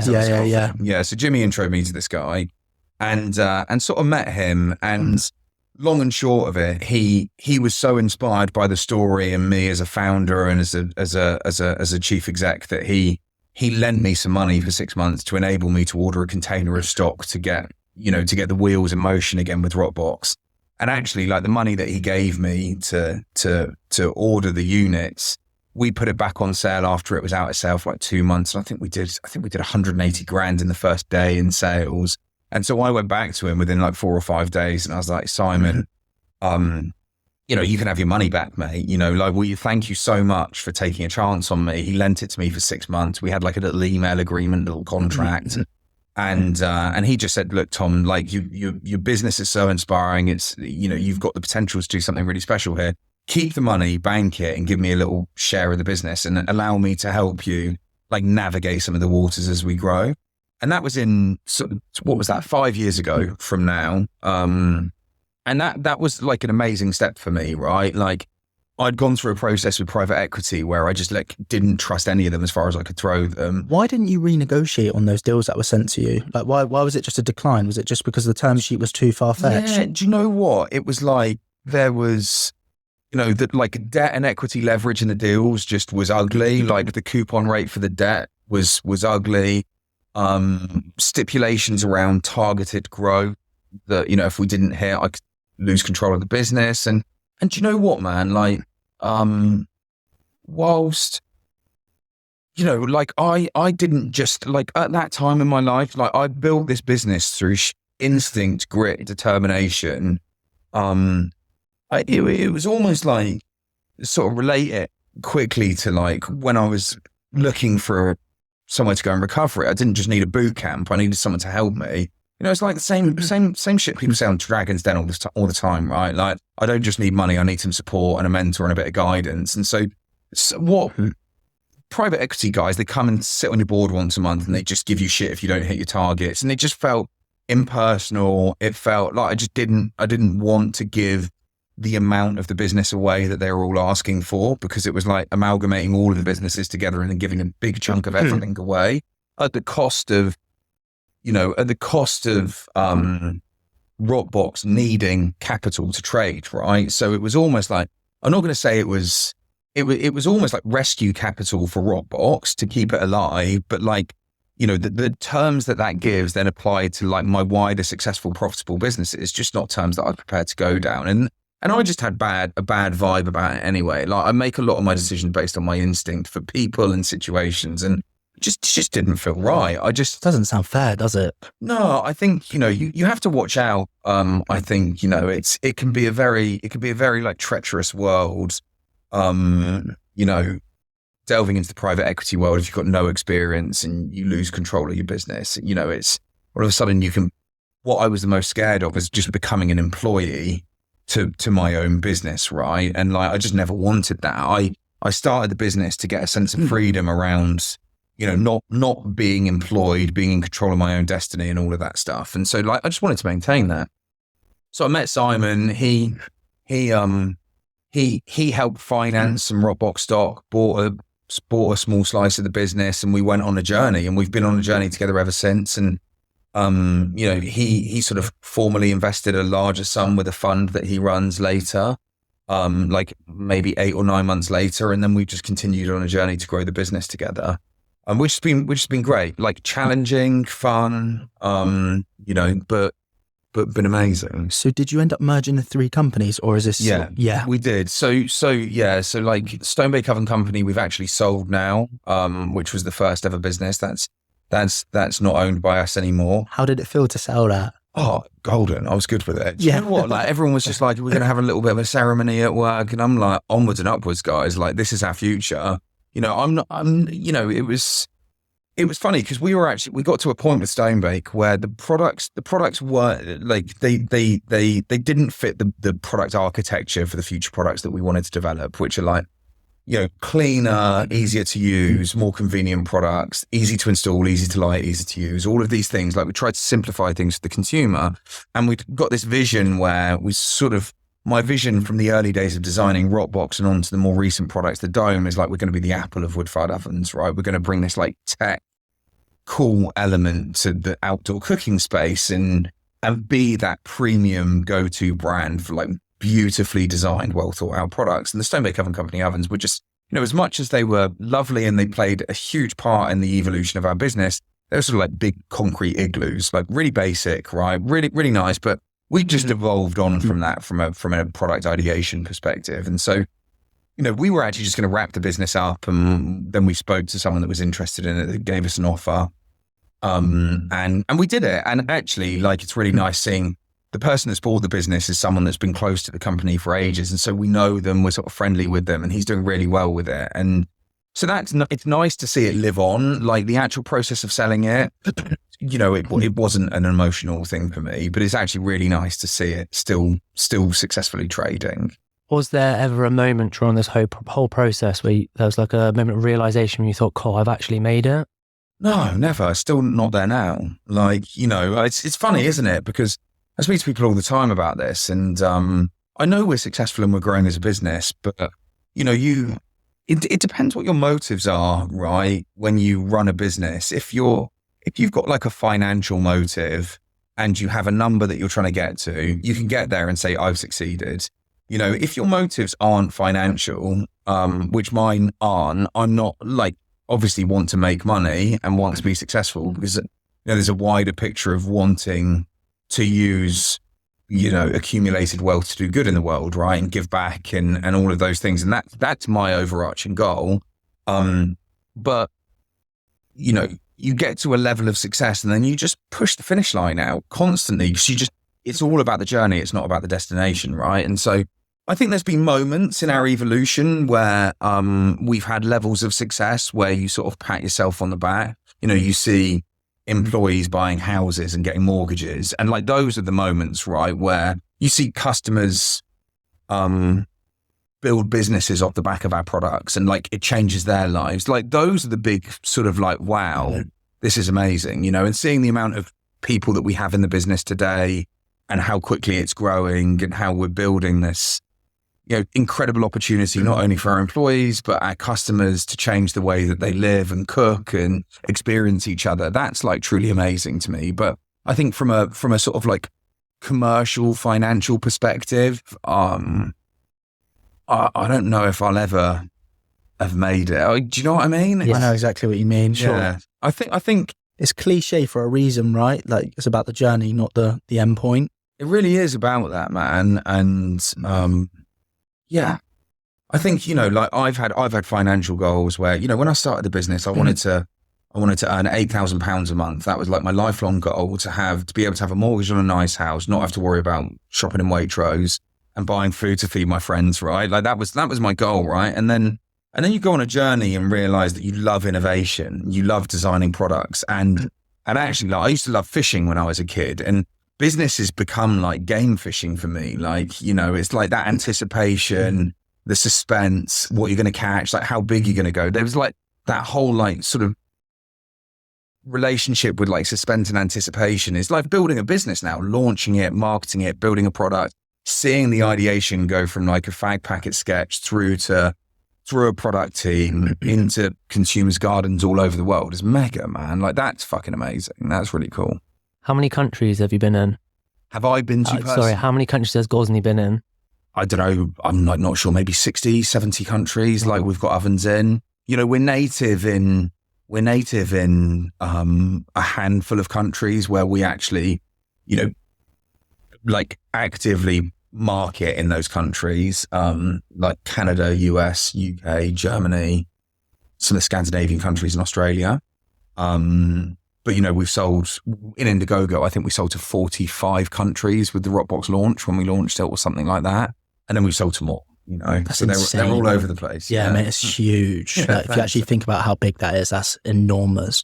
What I want to ask you on that is, other than yourself, who do you think's been the most instrumental in influencing you throughout the process? You've mentioned a couple of people throughout, but is there anyone else you haven't mentioned that, you know, you want to look at and just be like, yeah? Yeah. Do you know what? Like, my mum and dad, like, especially those guys, they've always, ever since we grew up, right, it was always a mindset like you can do whatever you want in life. It was never like go and get a shit fucking 9-to-5 job and work your way up through a corporate ladder. It's like that's the experiences of some of my friends and stuff like that, like how their parents are. My parents were just like, you can achieve anything you set your mind to. So I almost had this like removal of fear about stepping out into like the journey of like putting myself on the line and going hard and taking risks. So I think fundamentally they've been the most instrumental in like my sort of environmental makeup to be able to be ballsy enough just to go after it, take big risks, you know, go after it. Laura, my wife, is like, you know, she may not be as instrumental in the business on a day-to-day, but she's 50% of everything, every decision that we make. You know, she's that sort of like grounded, super pragmatic, amazingly amazingly sensible outlook, whereas I'm like, go, go, go, go, go. She's like, hang on a minute, think about that. And then I'm like, yeah, thought about that, let's go. And she's like, oh, yeah. But you know, she's like, we've had so many challenging times, right, in the business growing it. She's been a shoulder to cry on. She's been support. She's taken over when I've struggled. Like, you know, she's incredible. And then like, you know, obviously just like the wider team and everyone in the business that has like grafted their asses off to like build the business into what it is today. Just so instrumental. You know, we've got team members that have been in the business a long time and some that have been in, you know, not as long, but like the ones that really, really fit create such an amazing impact to growing the company, you know. So like forever grateful for those guys. But truly from a personal level, like our lead investor, Simon, who has been an amazingly grounded mentor to me and like a friend. You know, he's our lead investor. We've had really challenging times. He's never really had a bad word to say. You know, we've never had a heated discussion. He's always just been really sensible, really supportive. That's like massive for me, man. Like having someone that you can throw wacky ideas past, that will back you, that will tell you to go and sprint at it and, you know, go after it. That's like super important. Yeah, I love that. What are some of those? Well, what is one challenge that you can recall which was like, that was tight? Do you know what? Like there's been multiple debates over the course of like the growth of the business and, you know, deciding whether or not we should scale into retail, you know, like that is all like D2C is, you know, direct to consumer brands. There are so many more of them these days. You know, you look at Gymshark and brands like that have just absolutely crushed it, you know? And so that was always, you know, that's always been an interesting debate and, one that we've debated at the board. But, you know, Simon has backed me. Oh, really interesting point is like the dome, you know, Rockbox was smashing it. And we were, you know, I don't know how many we sold now, hundreds of thousands of them. And, you know, like I had the vision for the dome and I was just like, this is going to be the one that is going to like scale us and turn us into a very big business. And, you know, I think people's faith in me just to use my instinct to go and ideate the products that we do, because they cost millions of pounds to bring to market, right? And so it's like, it's not based, you know, when we've done all of our products to date, they haven't been based on market data, customer insight, because we're essentially building categories at Gozney. We built a portable oven market and category with Rockbox. You know, a portable pizza oven didn't exist, you know, 7 years ago. It wasn't a thing. So you can't get consumer data in, you know, to validate whether there's demand for it in the market. And equally with the dome, it's like such an innovative new product that it's just been instinct based. And so Simon's backed me. We've spent millions of pounds developing products just based on my instinct for the ideation of our products, which I really appreciate. So how big has your gut feeling been in determining the direction of the business? I just like, do you know what? That's one of the interesting things, right? And that I've learned on my journey is just continuing to follow my instinct. I'm not going to say my instinct's always right. You know, I'm not going to pretend like I know anything because I'm not, you know, not like high ego, but it's actually just exceptionally powerful when you're immersed in running a company and you're immersed in social, what consumers are saying, what your team are saying. You listen to all these data points and that basically builds your instinct, right? Instinct is the collection of data like built within your inner being, and then it gives you a view. Well, you don't even realize that you're collecting data all the time. But so I think like I think my instinct is pretty much like 9 times out of 10 always spot on for the business, like through products, through, you know, like how we want to sell, how we want to launch things, all that sort of stuff. And when we've followed that, we do well. And when we've deviated away from that, you know, we've had some challenges. Where does the drive come from, Tom?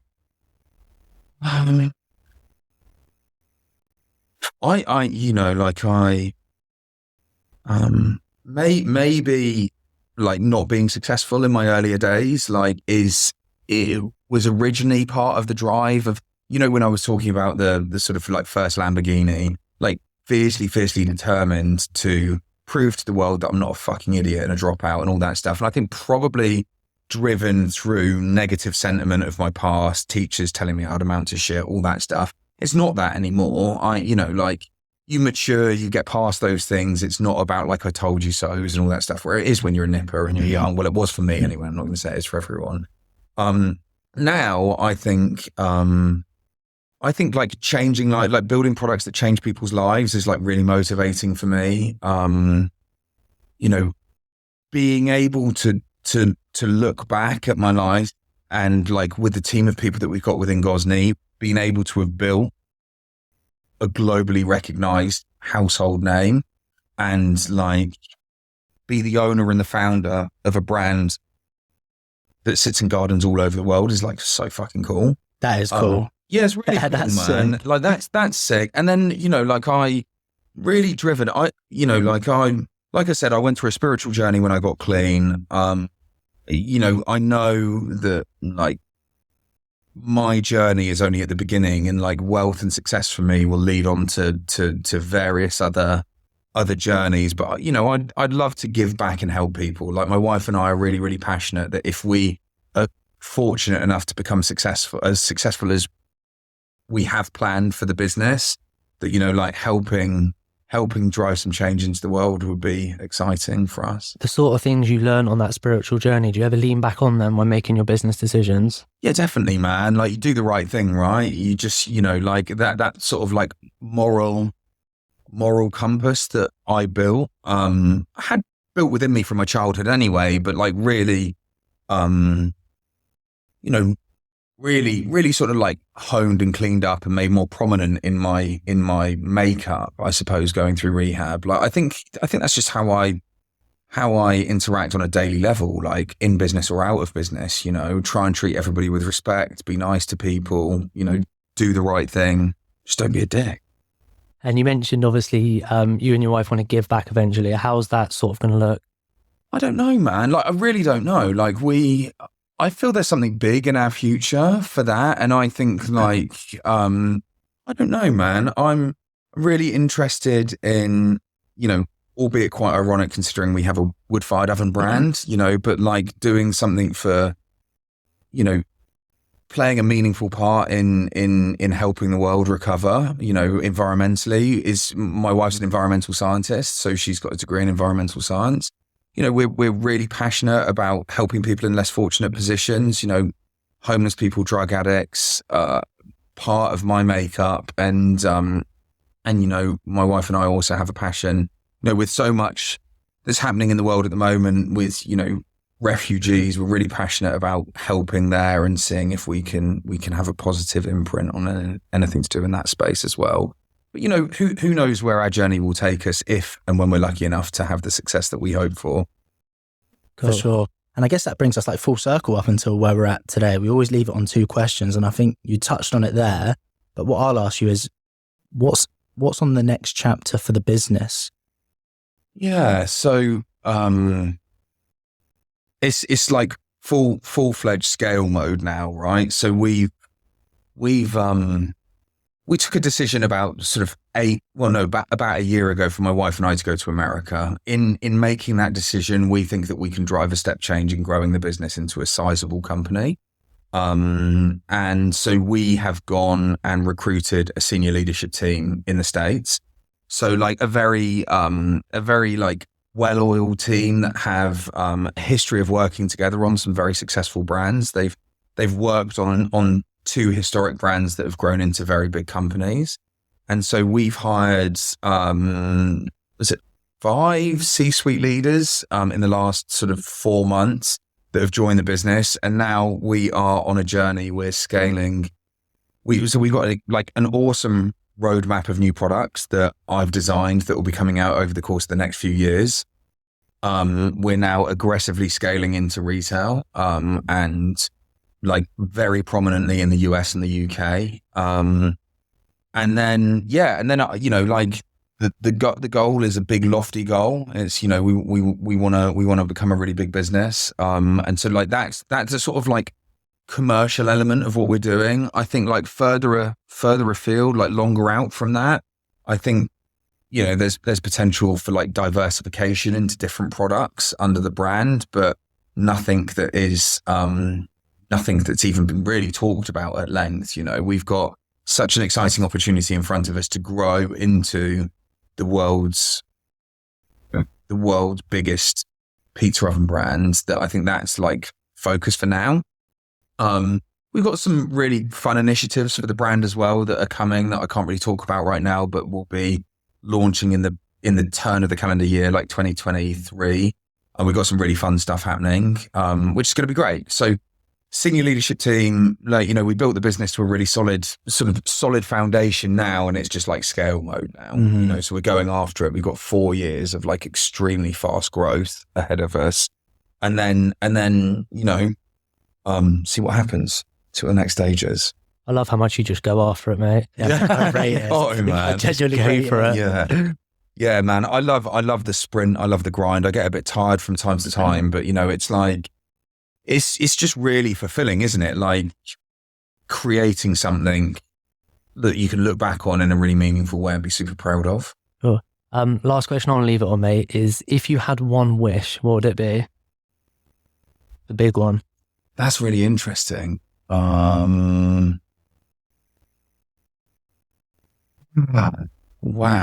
One wish.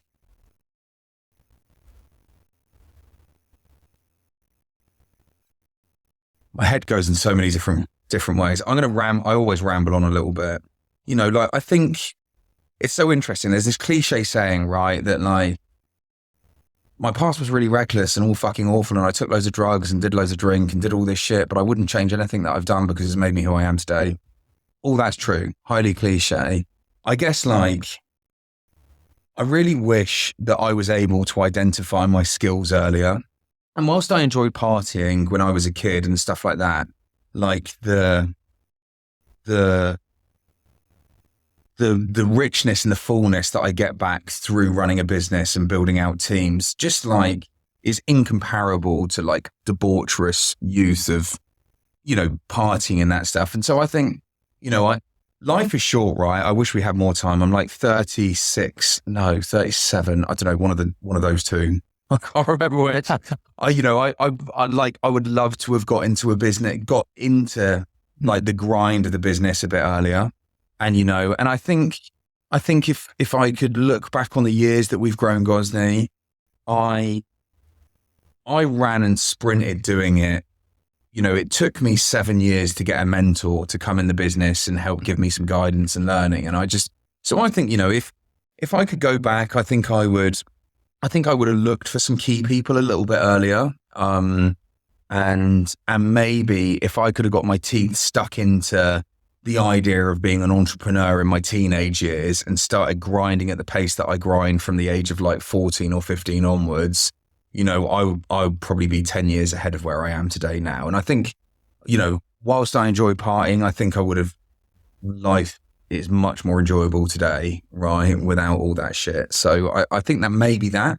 Yeah, no, that's unreal. And to be fair, but we'll have to leave that on that because that's such a good note. But firstly, thank you so much for coming down. Man. Had an unbelievable time. Your story is literally unreal. Thanks, man. So yeah, thank you so much from myself and Yeah, Cal. definitely from me. Thanks, Tom. Yeah, brilliant. Really All right, appreciate guys. it, mate. Nice.